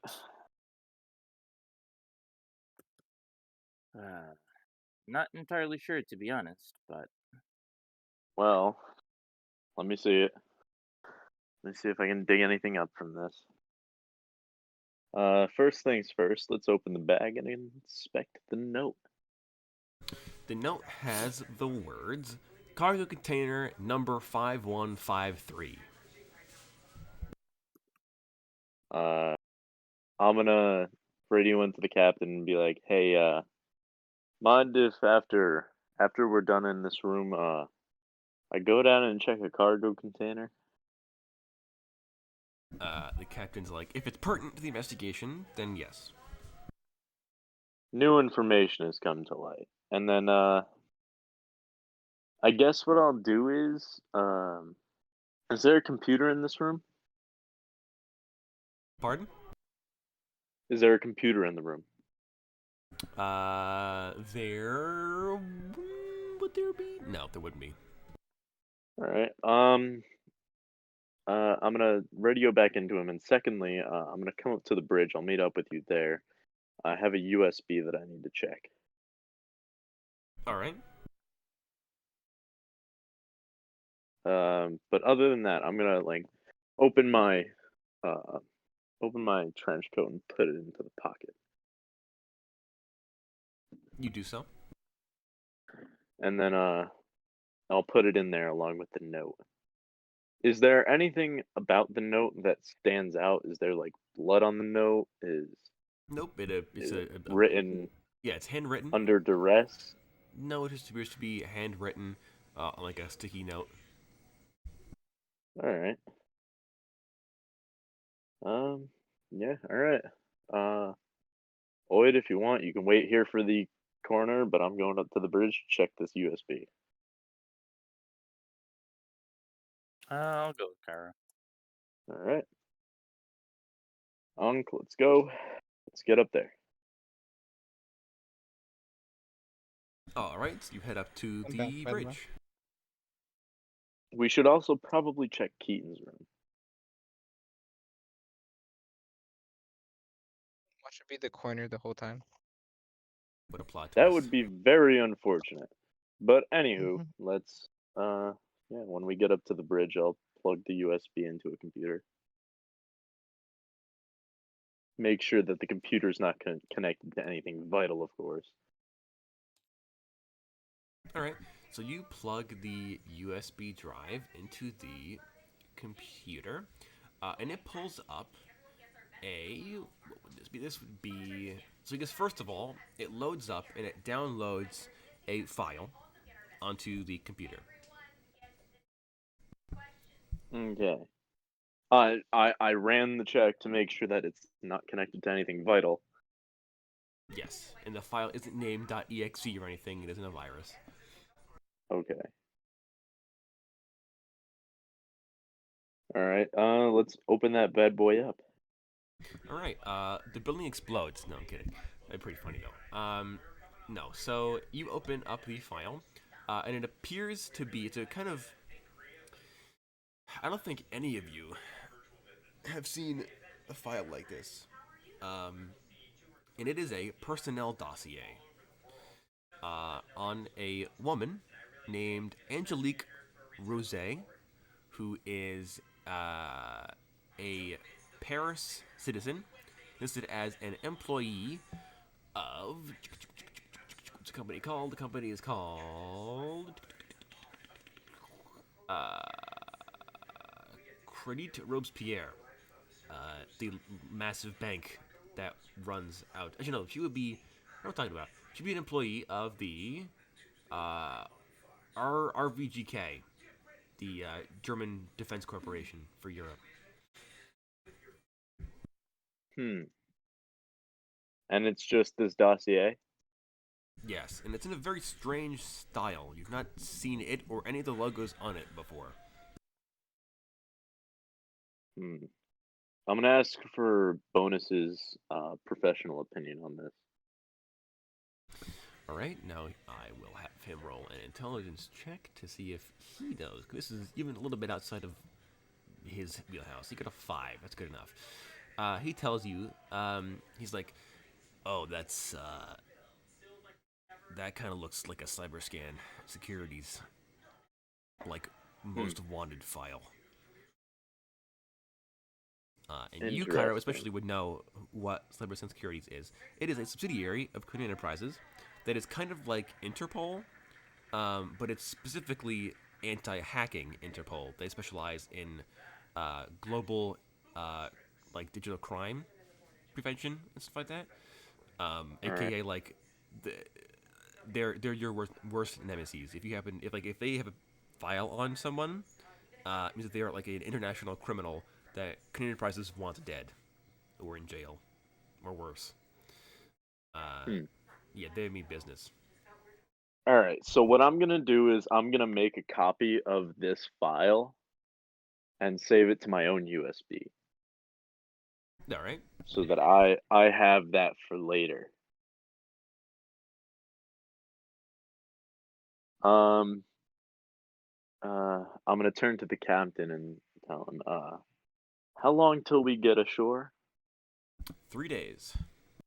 You might want to try to, put the boat to full blast. Because if we've got this person on board, everyone on the ship is in danger.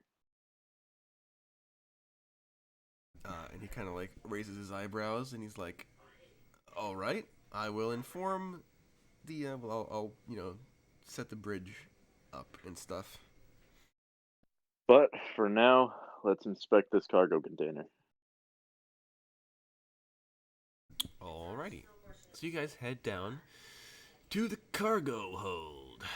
And after you guys are brought down there by an escort, one of the crewmen. Is walks Knox down. with us? She would assumably be still talking to Mr. Rothchester. All right. All right. She wants to All like right. hurry So up it's and finish just that me, report. Oid, and Ankh right now, right? Yes. Do you need Alright. me? No, you're chilling. Okay. You're chilling. Whatever it is, we can handle it. Yeah. I say that as we promptly blow the boat up. The massive I'm gonna bomb in have the cargo container. I'm gonna have Ankh start scanning the cargo hold. Not for anything electromagnetic, because I know he can't do that. But he's gonna be on the lookout for anyone that's not supposed to be there. Anyone skulking in like the shadows. Okay, he can make me a perception check. That is a 7. All right. Yeah, he doesn't detect anything at the moment, but he will continue to keep his eyes and ears open in case he happens to know somebody comes down or whatever. Yes. Yes. I'm also keeping a keen eye out on anybody that might want what's in this cargo container. All right. It is So padlocked. going back to the dossier, Yes. was there anything in that dossier that was pertinent information on like, oh well, she can be anybody, she can change her face, like she's a known like sneak, and like she's very well known for this, and this. She would be listed as, besides working for the European, like FBI, essentially the super cops, the RBGK. She would be listed as a, I guess, like undercover acquisitions agent, which you would assume means she's a spy. um, there Alright. is a photo provided of her. I can provide said photo if you want me to provide said photo. Yeah, and then I will be providing said photo to the rest of the team. Okay. So I'll just post it in the main chat then. Alright. This is where's this photo? I will swap things over.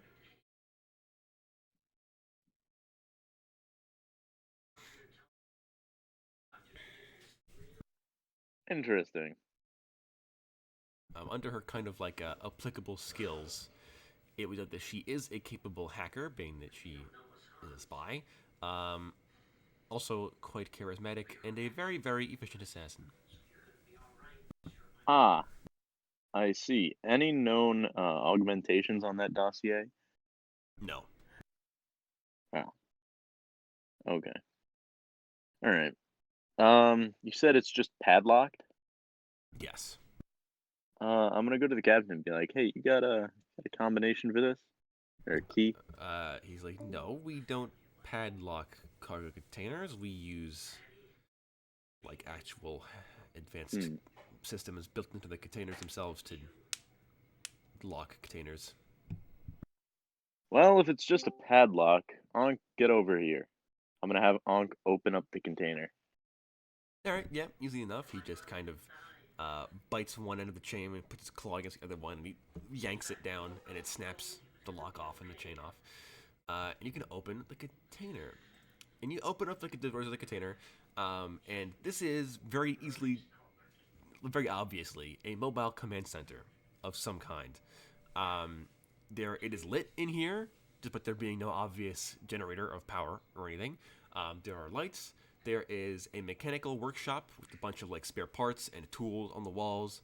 There are 2 sets of suits and vacation-looking clothes along the walls, complete with like watches, glasses, pens, pencils, notepads, cell phones, shoes for all different occasions and climates and whatever.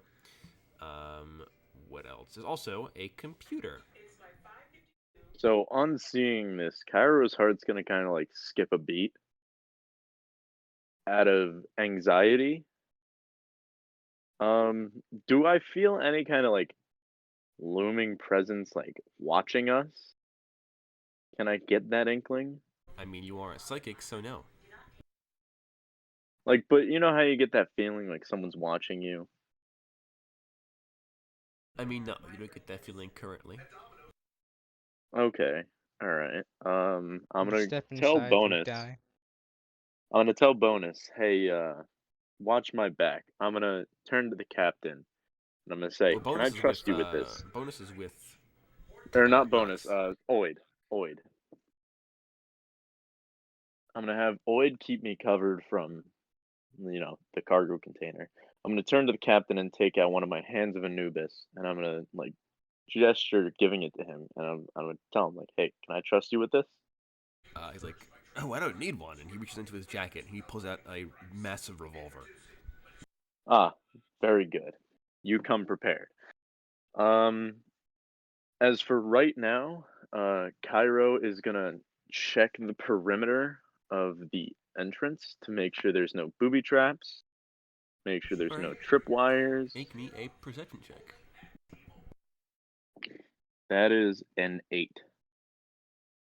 You pretty quickly, because you're like a mechanic and stuff, and your house is inevitably booby trapped now anyway. You Yeah. pretty quickly see that there are IR lasers that are running across the doorway of the container, and they appear to be hooked up to tasers built into the walls.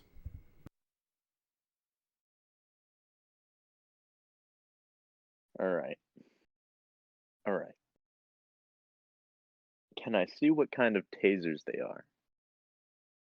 No, they're built into the wall for the ceiling. They look Well, more like do electrical grid, like basically they're like lightning emitters. Like they just put out an electrical field to shock whoever's caught in its field. It's not like actual taser pistols or whatever. Looks just like a bunch of hmm. like Tesla coils built into the walls, hooked up to wires and batteries. I'm gonna turn to the captain. What are the? I'm gonna ask you this. What are the odds that I can destroy it? Um, Unlikely, likely. Like, can I shut it down? you can try to shut it down. Yeah, you're a mechanic. You can try to do that. I'm gonna try to disarm these traps. All right, make me an intelligence check. 7. All right, so you don't necessarily disable the electrical field emitter, but you do manage to kind of go through and kind of figure out where the lasers are coming from, and then eventually like just cutting the wires and removing the emitters uh, without touching the actual like lasers themselves, so you don't set the trap off, Yeah. and you manage to turn them off and make the area safe. The field is still there. Well, the emitters are still there, but there's no means you can see of activating the field because the lasers have been removed. Okay. Nice. Nice. All right. Time to get in there and check this computer. All right. So you get in, you sit down at the computer desk. It is, you kind of sit down and you kind of like hit the enter button or whatever on the keyboard, and the kind of spinning saves like screensaver for CyberScan Securities pops up on the monitor, and then it kind of fades out, and it pops up to the kind of like home screen, if you will.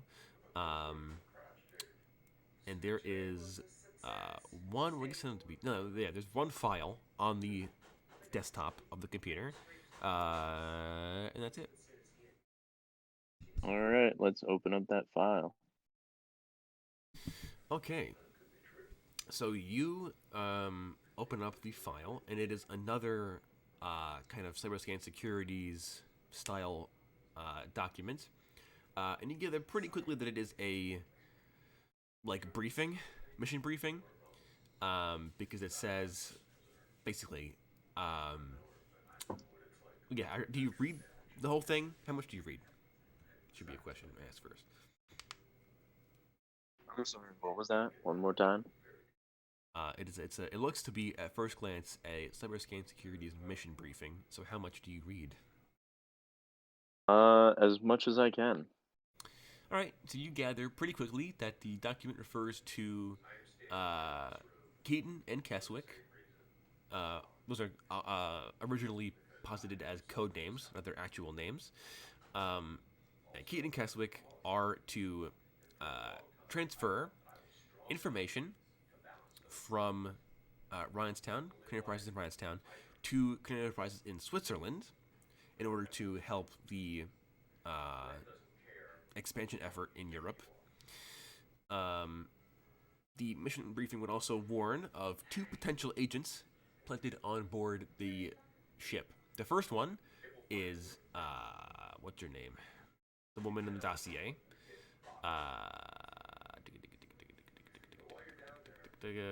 Where is it? Where's her name? Angelique Rosette.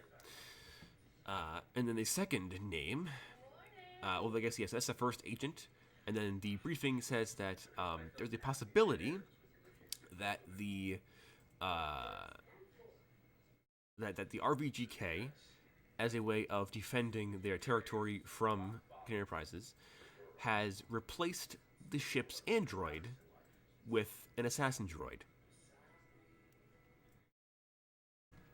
Oh boy.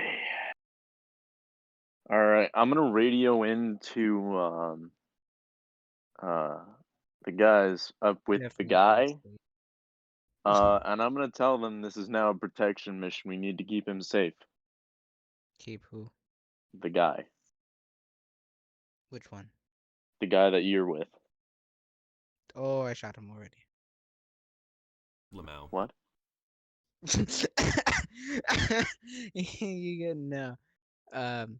You'd probably just hear me in like talk conversation, but I'd awkwardly stop, not caring about his reaction, and then probably say back like, "What do you mean we need to protect him?" We need to protect him. He's the next target.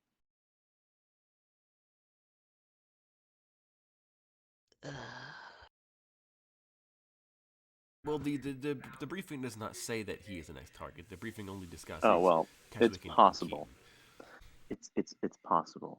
But we need to get a hold of the ship's android and this Rosette person. Captain, could you have the android come down to the cargo hold? We're going to set up and take it by surprise. All right. The captain can have that be done.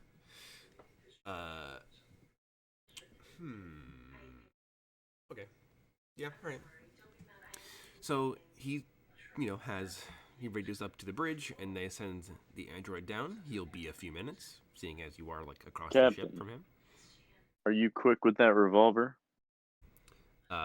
He's like, well, it's been a while, but no pirates have taken over my ship yet, so I like to think so. I'm gonna need you to be quick with that because you're gonna have to blow that android's head off. And he's like, well, I can certainly try. And he like clicks the hammer back. Watch it be Good. We'll normal set up on the android. door by the elevator. As soon as it comes down and exits the elevator, we fire at once. Does Oid have a weapon? It's his pistol. Presumably. All right, good. Let's all set up by the door and get ready. All right. Also, I should note that the mission briefing would provide the likeliest alias for Angelique Rosette, and that alias is the name Adelaide Lupton.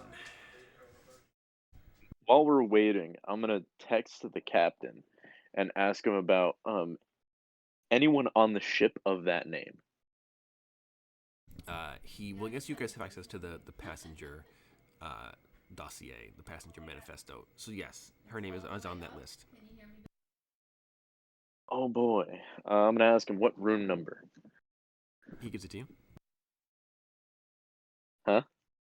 He provides it. All right, nice. What's that room number? Like 666. Ooh, I like How this chicken appropriate. wing.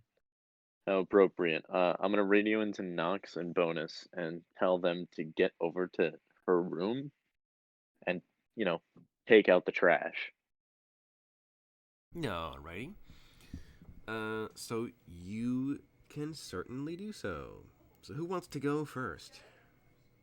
We'll go first since we're Okay. waiting on the android, and then we can meet up Alright. at room 666. Alrighty. So, in that case, yeah, the elevator starts going down after like 10, 15 minutes. Eventually, the door opens and this pirate-themed android steps out. Well, the door opens and he kind of steps out. And I mean, how are you guys? How are you guys set up? Are you guys in plain view of him, or like is the captain in No, plain view? Or we're stacked up on either side of the elevator door, and as soon as he walks, like I'm crouched, the captain's standing.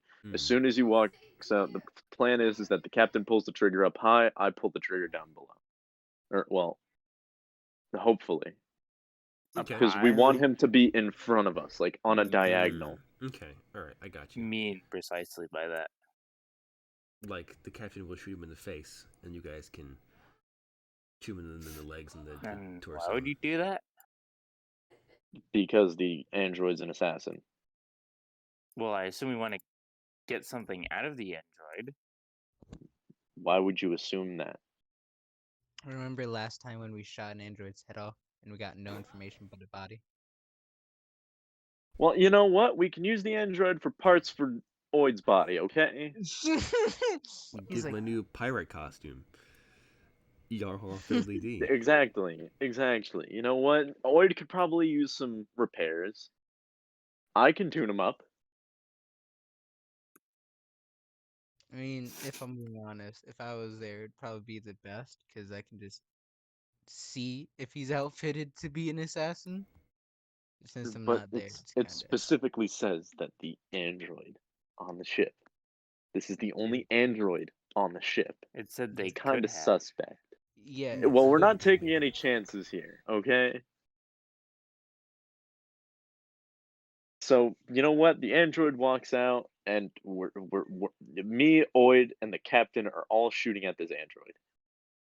All right. You can roll perception checks. I will roll for the captain. That's a 10. All right. Came got a 7. So he succeeds. So in that case, Cairo, you can roll me your damage, which should be like 2d100, and then double it, and I will put that into my auto roller. I'm going directly for the knees.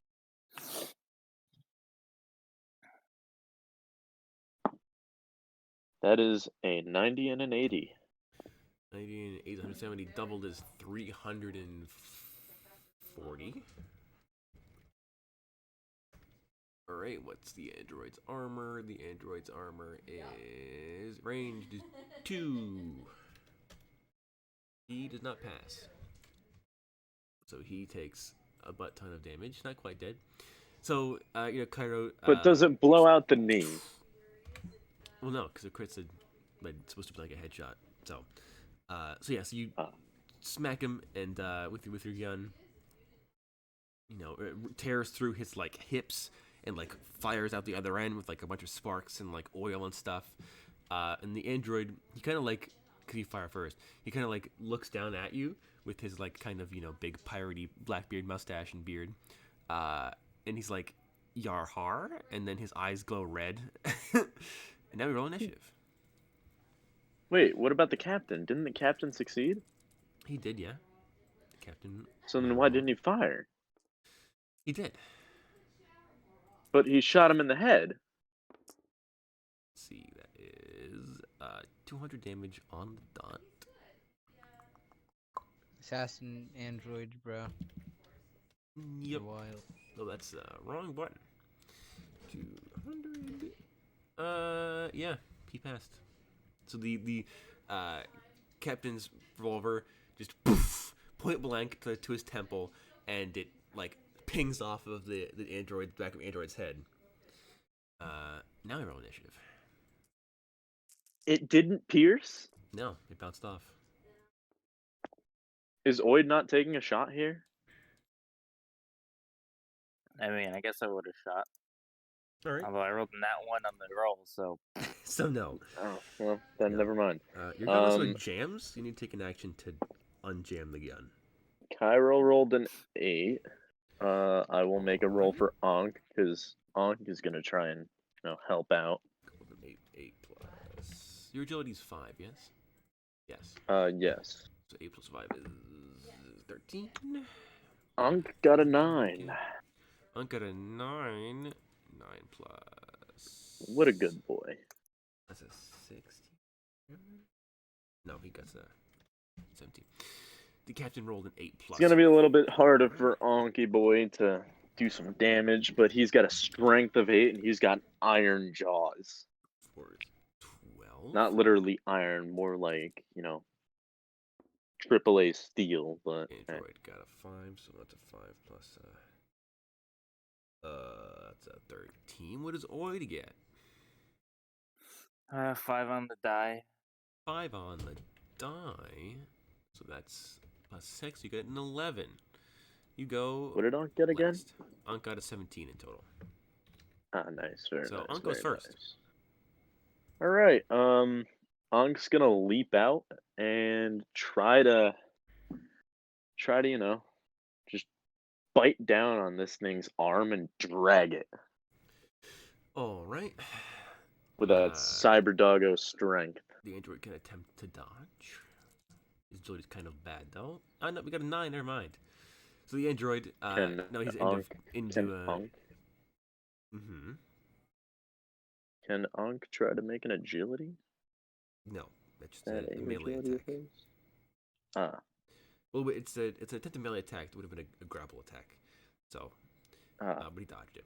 So yeah, so Unk, he kind of lets out one of his weird like jackal ease before lunging forwards at the android. But the android with the kind of, you see now that his torso is on like a ball joint, and it kind of unnaturally like swivels to the side, and Unk jumps past him and into the elevator behind him.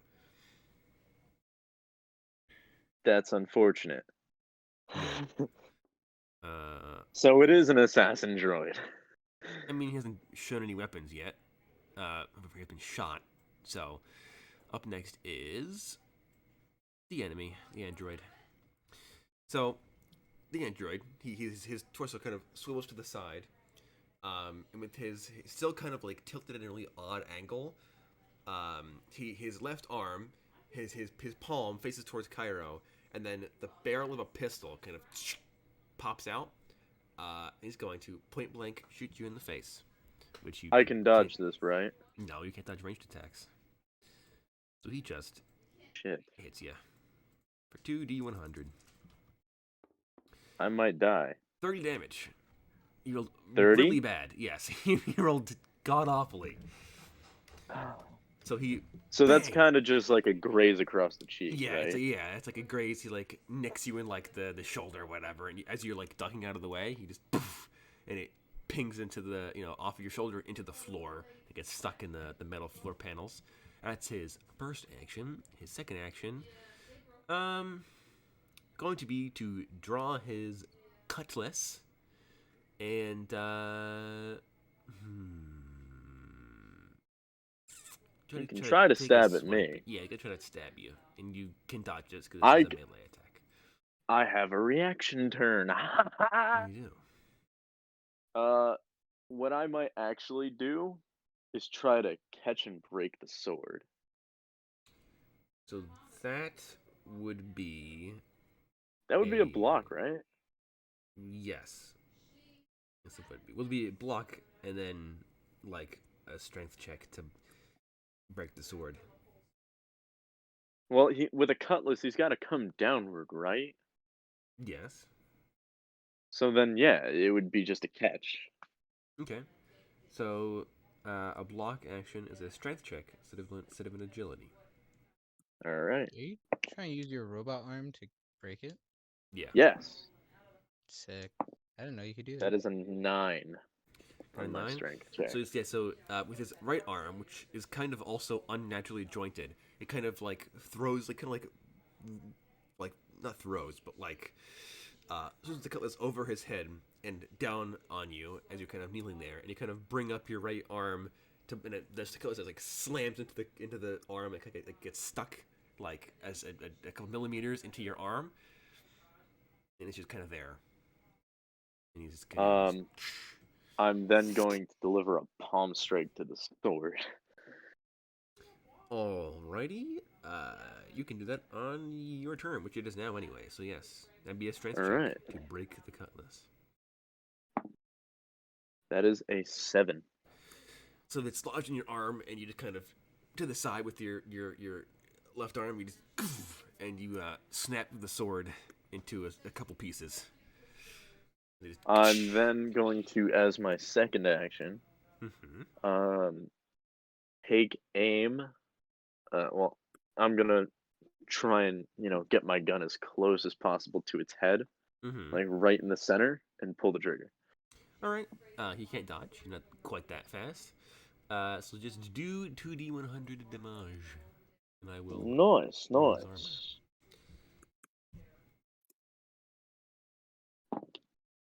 That is a 90 and a 70, my friend. 160, armor of 2. He does not pass. He is, I'm pretty sure he's dead. Yes. So you can bring the cutlass down, and you snap it in half, and then you just kind of use your right arm with part of the sword still lodged in your cybernetics. Just kind of bring the pestle and press it right against his forehead, and just poof, and it blows his head out. Basically, the back of his head, all the wiring and the weird like coolant juices and stuff fire out of the So back let of me his get skin. this straight. The entire head of it is not destroyed. There's just a hole now. Yes, there is a sizable hole. His brain is more what would be his brain is more or less gone. Okay. All right, that works. Yeah, he is very dead. His body kind of collapses to the ground like a dropped pile of robot parts. In combat, I'm gonna give this android the once over and see if he's got any grenades on him. No, he only had the cutlass as a visible weapon, which was a pretty low quality cutlass because it's meant to be a prop. And then he had the pistol built into his arm. Ah, nice. Okay. You can probably ask the captain if this is the the specs the droid is supposed to have. Yeah. We'll ask the captain that. All right. Yeah, he'll be like, well, I mean, the cutlass and the pirate outfit and stuff are standard, but no, the pistol in his arm is not stock standard, nor is the weird joints and stuff. Then. Before we leave the cargo hold, I'm gonna go back to the container. I'm gonna take a copy of the information on that dossier, and then I'm going to completely fry the computer. Fry the computer. Yeah, I'm gonna try to fry the gear in the cargo container so that no one else can access it. Because assumably, if that information were to fall into the wrong hands, that would be pretty bad. I will then send an anonymous message. It's the KE that's doing this, right? Keaton and Keswick worked for KE, yes. I'm going to send an anonymous message to the KE. Tell them that their agents were compromised. I, however, am going to protect their assets, and prevent any stealing of information or technology to the closest Codian Enterprises branch. Okay, so you send an anonymous message, and you are there is a reply that says an acquisition team will be at your position in approximately 5 minutes. Huh? Ah, I see. In that case, I'm gonna tell them to have them meet me on the top deck, and I will give them any information I can. All right, they do so. Well, in the bridge. I'll tell them in the bridge. Meet me in the bridge, and I'll have a culprit, and I'll give them any information I can find. Alrighty. A culprit? What? If you can't tell, I want to be in cahoots with the KE. Oh wait, the culprit's supposed to be the girl we're going to next. Yes, she's the spy who you assume is the one who murdered Keaton and Casper. Well, can I you will just ask? then send the file of the girl that is the culprit. Okay. In the meantime, I'll turn to the captain and tell him, hey, we might have a chopper coming in with a KE acquisitions team, coming here in like 5 minutes. If you can lock the ship down and have people hold in their quarters for 10 minutes, that would be smart.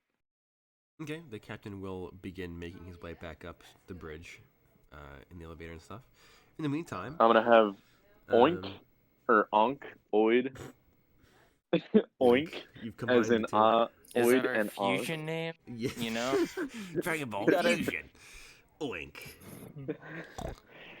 You gain Onk's robo limbs and his jaw, Yeah. and I you mean, he become the gets ultimate increased combat strength android. and agility. Yes. But I'm gonna have everybody come with me to room 666 so we can capture this woman. Alright. Or at least What are we corner gonna do her. about her assets? Or the person we're supposed to apparently protect for next target? Shouldn't we bring Don't him worry about somewhere? him. He's not on the list. Okay. Huh. So across the boat, Bonus and Nox, you both arrive at room 666. By ourselves? Well, yes, you guys headed there like 20 minutes before the others did. Sick. I'm gonna EM do the thing. It See is if, like, blinding. it's- You cannot see through the walls. Maybe if you put your eyeball directly onto the wall. And blew your That's like cornea out. putting And yeah, that's like putting the sun right in front of me. Sunny D. Yeah. I think pains me. How do I want to do this? How do I want to do this? Just wait What? for us. Just wait for us, man. Do I want to wait though? It's like 20 minutes. Be really weird. What if she's like, there's We're people running to you. Yeah, and then you have an assassin who hears like footsteps, and then people who's been You breathing don't down her know door. that. We're all mercenaries. Why? Why wouldn't you expect that? Don't know that. Okay, a mass emergency for people to stay inside their cabins. And Well, then she wouldn't footsteps. get that. He knows she's in 666. How do we know it's that controlled? it isn't that controlled. It's just a PA system. Told you, man. It's fine. It's fine. Bruh, Because it's it'll be fine. disguised as an emergency drill. A I mean, regular Bonus is trying emergency to open the drill. door with his like poking the Yeah, that's open what up I thought. button, and it won't open. I knew, I knew Dakota would be like, all right, Bonus wouldn't sit here for 20 minutes. No, yeah, Bonus is trying to open the door, and it won't open. And he just keeps standing there, like poking the button, and he turns to you, Nox, and he's like, "It won't open." There you go. Did you try ringing the doorbell? Like, oh, good question. Like, good idea. And he like smacks on the door, doom, doom, doom, and knock, and he's like, open up. We're room service. And a solid like second later, there's a thundering gunshot from inside the room as a giant buckshot-sized hole is blown through the metal door, and just poof, and it misses Bonus by like a maybe like 4 or 5 inches, and he kind of like quickly ducks around the doorway, and he's like, "Well, I guess she's in there." I knew it. Bonus, told what you to be are ready you for that. waiting for? Start shooting 50 AE through the door. And he's like, okay. And then he turns to Nox and he's like, how do you want to do this? And he draws both of his guns. Well, we got one hole through the door. I'll try Someone can to. aim through that hole. Yeah. Regardless, though, I'll just. Oh yeah. I'll do what I did with the previous story. Actually, would that work? Would that work? It What might. work? The work. Remember what I did with the previous hidden door? I didn't feel like trying to find out how to open it. I just cut it open with the tantanite katana. You have your Hand knife, tonight. not your katana. Remember, you had to give that up because it's illegal in Europe. Unless you wanted to But smuggle it yeah, in. But well, you yeah, have a but they're knife of like the like Bonus same. does. See, material. Yeah, Well, no, I Yeah, mean, it you would, can it would cut the cut through. lock. It would cut through the door, but it would take you a lot longer to cut a walkable hole in it. I wasn't gonna cut a walkable hole. I was gonna try to cut the wire so the door opens. Okay. I got you. Yeah, Well, I mean, if you no. wanted to try to do that, then Bonus has a quicker solution. He kind of backs up across the room and he fires a 50 AE into the keypad, and it like sparks and fizzles and like freaks out and glitches out, and then the door just kind of like I'm gonna radio opens. to Sick. Bonus. Whatever happens, do not kill. And he's like, I, do not kill my I, left testicle. And he just Yeah, starts I firing whispered AE into the is room. on their way. I whispered to Bonus, I'm like, so we killed, right? Like, I'm gonna message him and be like, KE is on their way to claim her. Do we all know who K is? Yes, you all know who Enterprises is. Yeah. They own like half You're of a the planet. Codian! Yeah, What? you were. No. I thought you said the special task force thing. The acquisitions team is what Yeah. specifically they're called. You wouldn't know what they are specifically, but you know who Green Enterprises are. You know that they like own most of the world. So. Well, yeah, I know that part. But anyways, I sigh.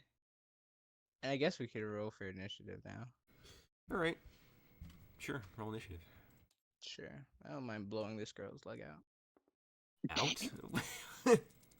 How do you blow a leg out? I don't mind blowing this girl's back out. I'm Oh. definitely not taking that. Not taking that the wrong way. Bonus got a 10 on the Oh, dice. nice.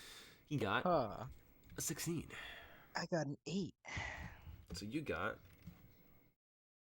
15. Wow, Bonus was before you. Get wrecked. Oh. And then the chick Damn. got an 8 on the dice. So what does that mean for her? She has a 6 agility. She got a 14. She goes last. So Bonus goes first. Yeah. I mean, yeah. I can see that. He blew the keypad open. Yeah, He got that yes. stroke He gets to react to the door opening first. So he blows the door open, blows the keypad off the wall, and the door kind of jitteringly like opens, but it kind of gets stuck because the metal is flared out from the gunshot. Kind of like sticks it kind of halfway. It's gonna take a hell of a repair job to get that door fixed now, but it's fine. And Bonus, he kind of like leans against the wall again, and he kind of leans his head around, and he kind of gets light of the situation. And then he kind of will radio to Nox over some vocals and be like, she's ducked behind an overturned coffee table with a shotgun into the door. Man, is she gonna You have can, a man. rude awakening? Wouldn't it be great if you had a gun that could shoot through wood? And he's that's like, that's oh the no, joke. if only I did. And then he just like steps right into the middle of the room and just levels his deagles and is just gonna bang bang, 2 shots at no penalty. Wait, too, do we have Don't 3 kill her. deagles Please on yes, this team right now? yes we do. Please don't kill her. He got a Please 6 and a don't kill 9, and she has no armor. 69. Nice. Yeah. Nice. She He's has- gonna kill her. Yeah, she has very little health and no armor because she's a spy, not a warrior. So she can regenerate, but this is like 1,000 damage max that he can do right now. So, yes, he has the big gun modification and dual wield. Oh. So, Ooh. oh yeah, 4d She's 100 done damage for per shot. So I'm gonna with get the all chance my of getting dice. 100 on all single shots. Yeah. Dude, Bonus is like a beast with his 2 deagles now, dude. I'm telling you. Like, it ignores armor of 3 and below, does like 4,100 damage per shot. This is the point where my we've God. entered mid game. Did he actually max? He got 2 100s. Okay? Oh, Then a Yep. third 100, because 2 50s. Then he got a fourth 100 because 2 40s and a 20, and then a 10 left over. That's 310 damage. Yeah, he kills her twice over. She had 150 health. So he rams the corner, bang, one shot through the coffee table into her chest. She like shoots up like to a stand and like backs up against the backboard of the foot of the bed, and then bonus for like for good measure, bang, second shot, like knocks her like into the air and onto the bed onto her back, and she drops the 12 gauge shotgun to the floor, and there's just blood all over her bed, the pillows, the backboard, the wall behind her, like just crimson. It's gonna take so many laundry cycles to clean that bed and wall off, dude. the poor maids. Yeah. So I rush over to So her dead body. so the way I see this happening is as she falls back on the bed, Cairo and Oid and Ankh just run to the door and like hand on the door, and it's like, oh, come on. Nah, me and Bonus would probably both be in there just staring at her body, smiling. It's like, yeah. Well, I think yeah, bonus like after she like falls over, all like Scarface slow motion dramatic death. He kind of like, I mean, I guess he can't blow on his guns because he's a mask on, but he tries to and then he fails. And then he's like, yeah, I like this parallel processing chip. No, he twirls the guns in his hands and then inhales the barrel smoke. Yeah, to his the nose. Deadpool inhaled and stuff. Ooh, I like this modification. I turn to him and I'd be like, after this job, you should buy a third deagle for that third arm. Like, third arm? What? What? He should get a third arm. No, didn't he get a third arm? No, he has a No. second bionic arm. He should get a two third bionic arm arms. though. Well, he can get two. He can get two arms. He can be like Cromwell and I have thought he had No, four. get just one more arm Just one that more. folds out from the center of his chest. Yeah, right, dead center. It's called the face smacking arm, where he just pops out and then it retracts again. It's the smack. Pops out his chest. It's boom. Yeah, bro. Well, you got a third arm to punch me? Bam! All right, well, let's get the corners up here. Let's bring her body up to the bridge. Kay's gonna be here in about 4 minutes. All right. I So mean, yeah, if it takes me 20 minutes to get here, they yeah, they would they're beat you before already you got there. to the room. Oh yeah. well, then yeah, they're Wait, already no. here. Did you say we left 20 minutes before? Yes. Or we yeah, had it 20 takes minutes till it we takes like got 20 there? minutes to get from the hold to here. So yes, Kay would get Oh. there long before Cairo and Oid reach the. Then I suppose if anything, we'd probably either stand at the door and wait for them, or just like bring the body to them. I mean, We can do that, sure. yeah. All the guests are in the rooms. yeah, they've all been. Yeah. It's also at this point would be when the captain's like, everybody return to your rooms and I don't mean it's Kermit all of a sudden. Everybody go to your rooms and stay there. All right, please, thank you. Everybody go to your rooms and stay there. Or else. And then Here's That gunshots. will be all. yeah, so Cairo and Oid, you guys reach the top deck. Actually, I have something to finish with Nox first. So after Bonus like destroys that spy woman, he turns to Oid, or turns to Nox, and he's like, "All right, I don't want to be here right now, so I'm going to go. Call me when the acquisition team is gone, okay?" And then he walks away. I wink. I'd be like, I got you. And then we cut back to Cairo and Oid. So you guys reach the top of the elevator. You get out of the elevator, and you see nothing. All invisible snipers. Yeah, you guys see So nothing. we're at the you hear nothing. bridge? You're at the top of the top decks. You're where the golf course is with the ski. No, the golf course in the middle. You're in the ski shooting in the. I'm pavilion gonna area. radio to Knox. Because we didn't really have reception in the elevator. Hmm. Well, what happened? Oh, nothing. Well, is she You alive? killed him, didn't you? I go, I didn't kill them. I didn't even fire a single bullet. Didn't have to. Good news is, and I EM over her body. Is there any electronics she got? You do kind of get like the very faintest register from her blood, which you would assume means that she has nanodocs in her body. They won't help her heal from that, but Yeah. you know, if I she had got lived, like that would have helped her. And she also I has a got Titanic combat All knife right. by her I'll side. radio the captain and tell him that I'm on my way to the bridge. I'm gonna flick my head forward and put my mask up so that the KE acquisition team doesn't see my face. All right. sick. And then what I'm gonna do, I'm gonna be like, well, Just stay in the room. Just stay I in the got room. some time. I'm gonna, check You around. can take the shotgun. You know what? You can have the shotgun. I don't want. They'll probably take the shotgun back. Yeah, the shotgun belongs to the cruise ship. It's not even like KE's shotgun. It's Hermes' shotgun. Yeah. So I It's mean, if fine. I'm just gonna check around. If anything, I'd take her like. Actually, no. Since it's a scene of a crime, I can't take your knife. You Have, Yeah, like, could, no. knives. No. it is a could, murder but- weapon for 2 homicides now. Well, I mean, Yeah. technically, KE isn't looking for the knife. They're just looking for the body.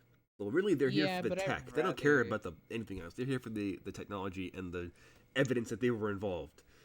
We would know that, Yeah. but Bonus knows that. That's why he's leaving. All right. So you guys make it to the bridge. Knox, do you stay there? Do you go to the bridge?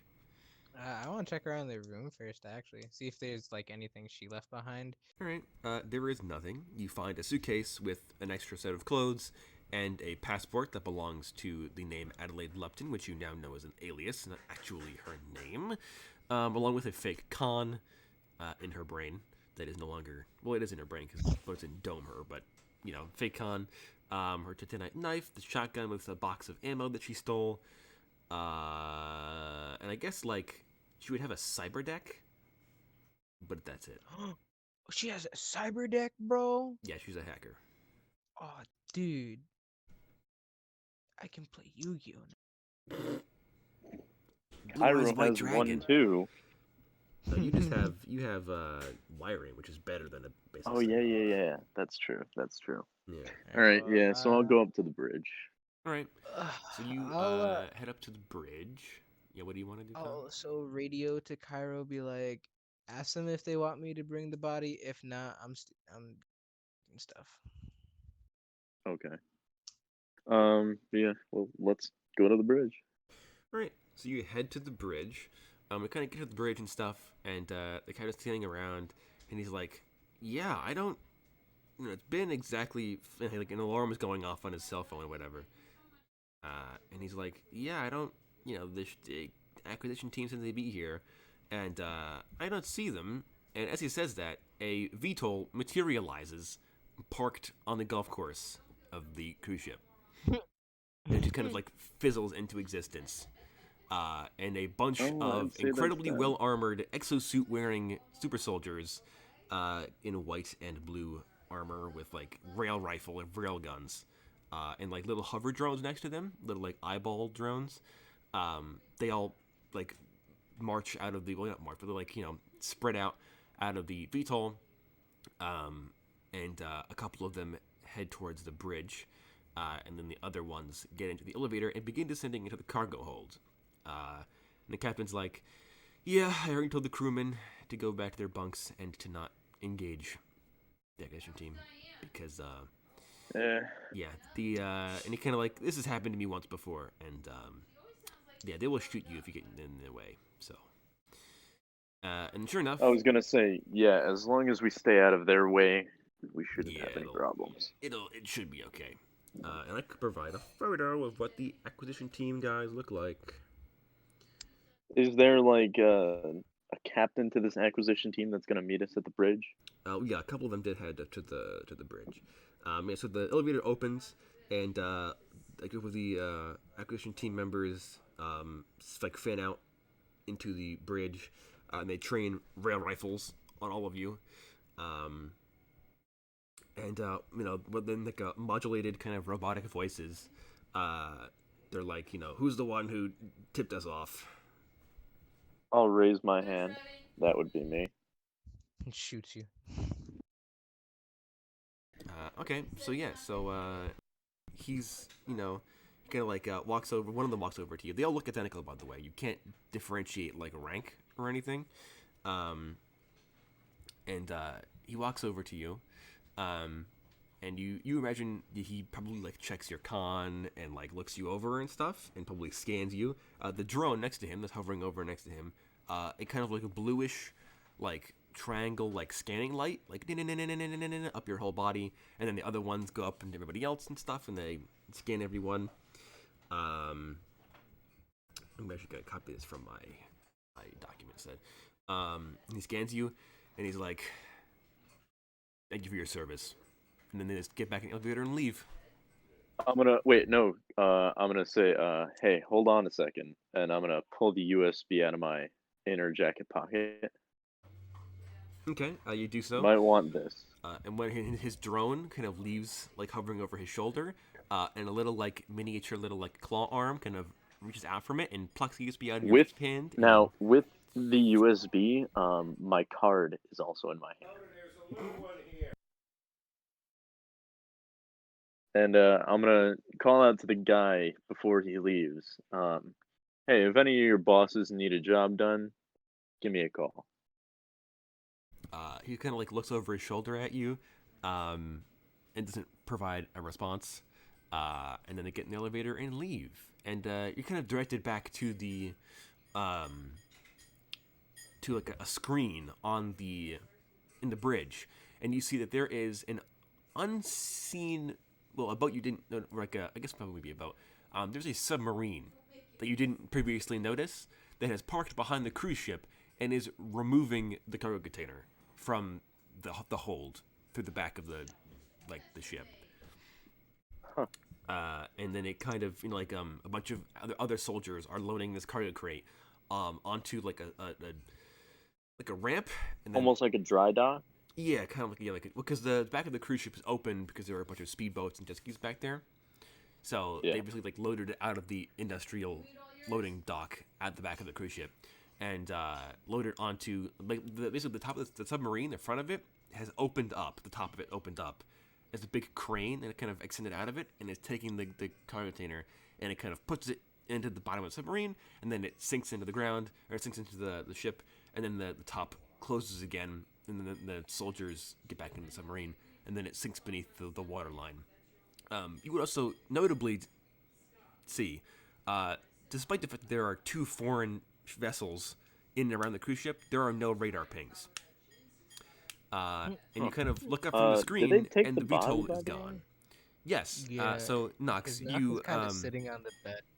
okay? So you're sitting They're on the bed. a chair. I Yes, suppose. you're sitting His on a bed's chair, lower. and when because you're a Codian, you would hear some very very quiet, like metal scraping on metal, followed by some like very very very like barely audible, only because it's very very quiet. Can you hear this? There are like some kind of like the pitter patter of like feet falling on the ground.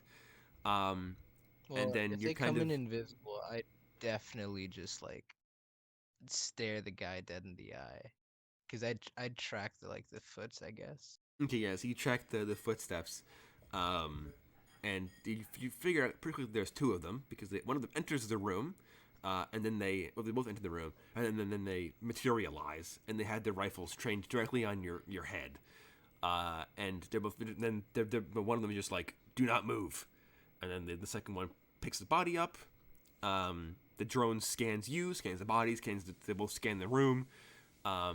They take the toothbrush that the woman had in the bathroom. They take everything, her suitcase, any evidence she could have been in here. They take. Then the guy takes out, kind of like unlatches from his like backpack, basically. It was kind of like a smoke grenade canister, like some kind of canister. And he clicks the button on the top of it and he chucks it into the room. And he's like, and then they both turn to walk out. And they're like, unless you want to get bleached, I suggest you leave. And then they both take her body, and then they climb back over the railings and descend via rappel line to a boat or something, you would assume, down below. Yeah, I leave. All right, so you leave, and you kind of walk down the hallway, and you hear like tss, and if you care to look back in, you'll find that all the blood is gone. I have a question. So when they get to the room, do they like force the door open? I assume the door was open. Well, no, because it was only Oh, half it was open. only half open. No, they just slipped through the part that wasn't. Oh, I was gonna say, do they like push the door open, shearing the metal off the door? No, these guys. I mean, they mean business, but they're not like. So these are the guys that were here, and they are special. So the stealth specialists, obviously. That's why they can get onto the ship without anybody knowing.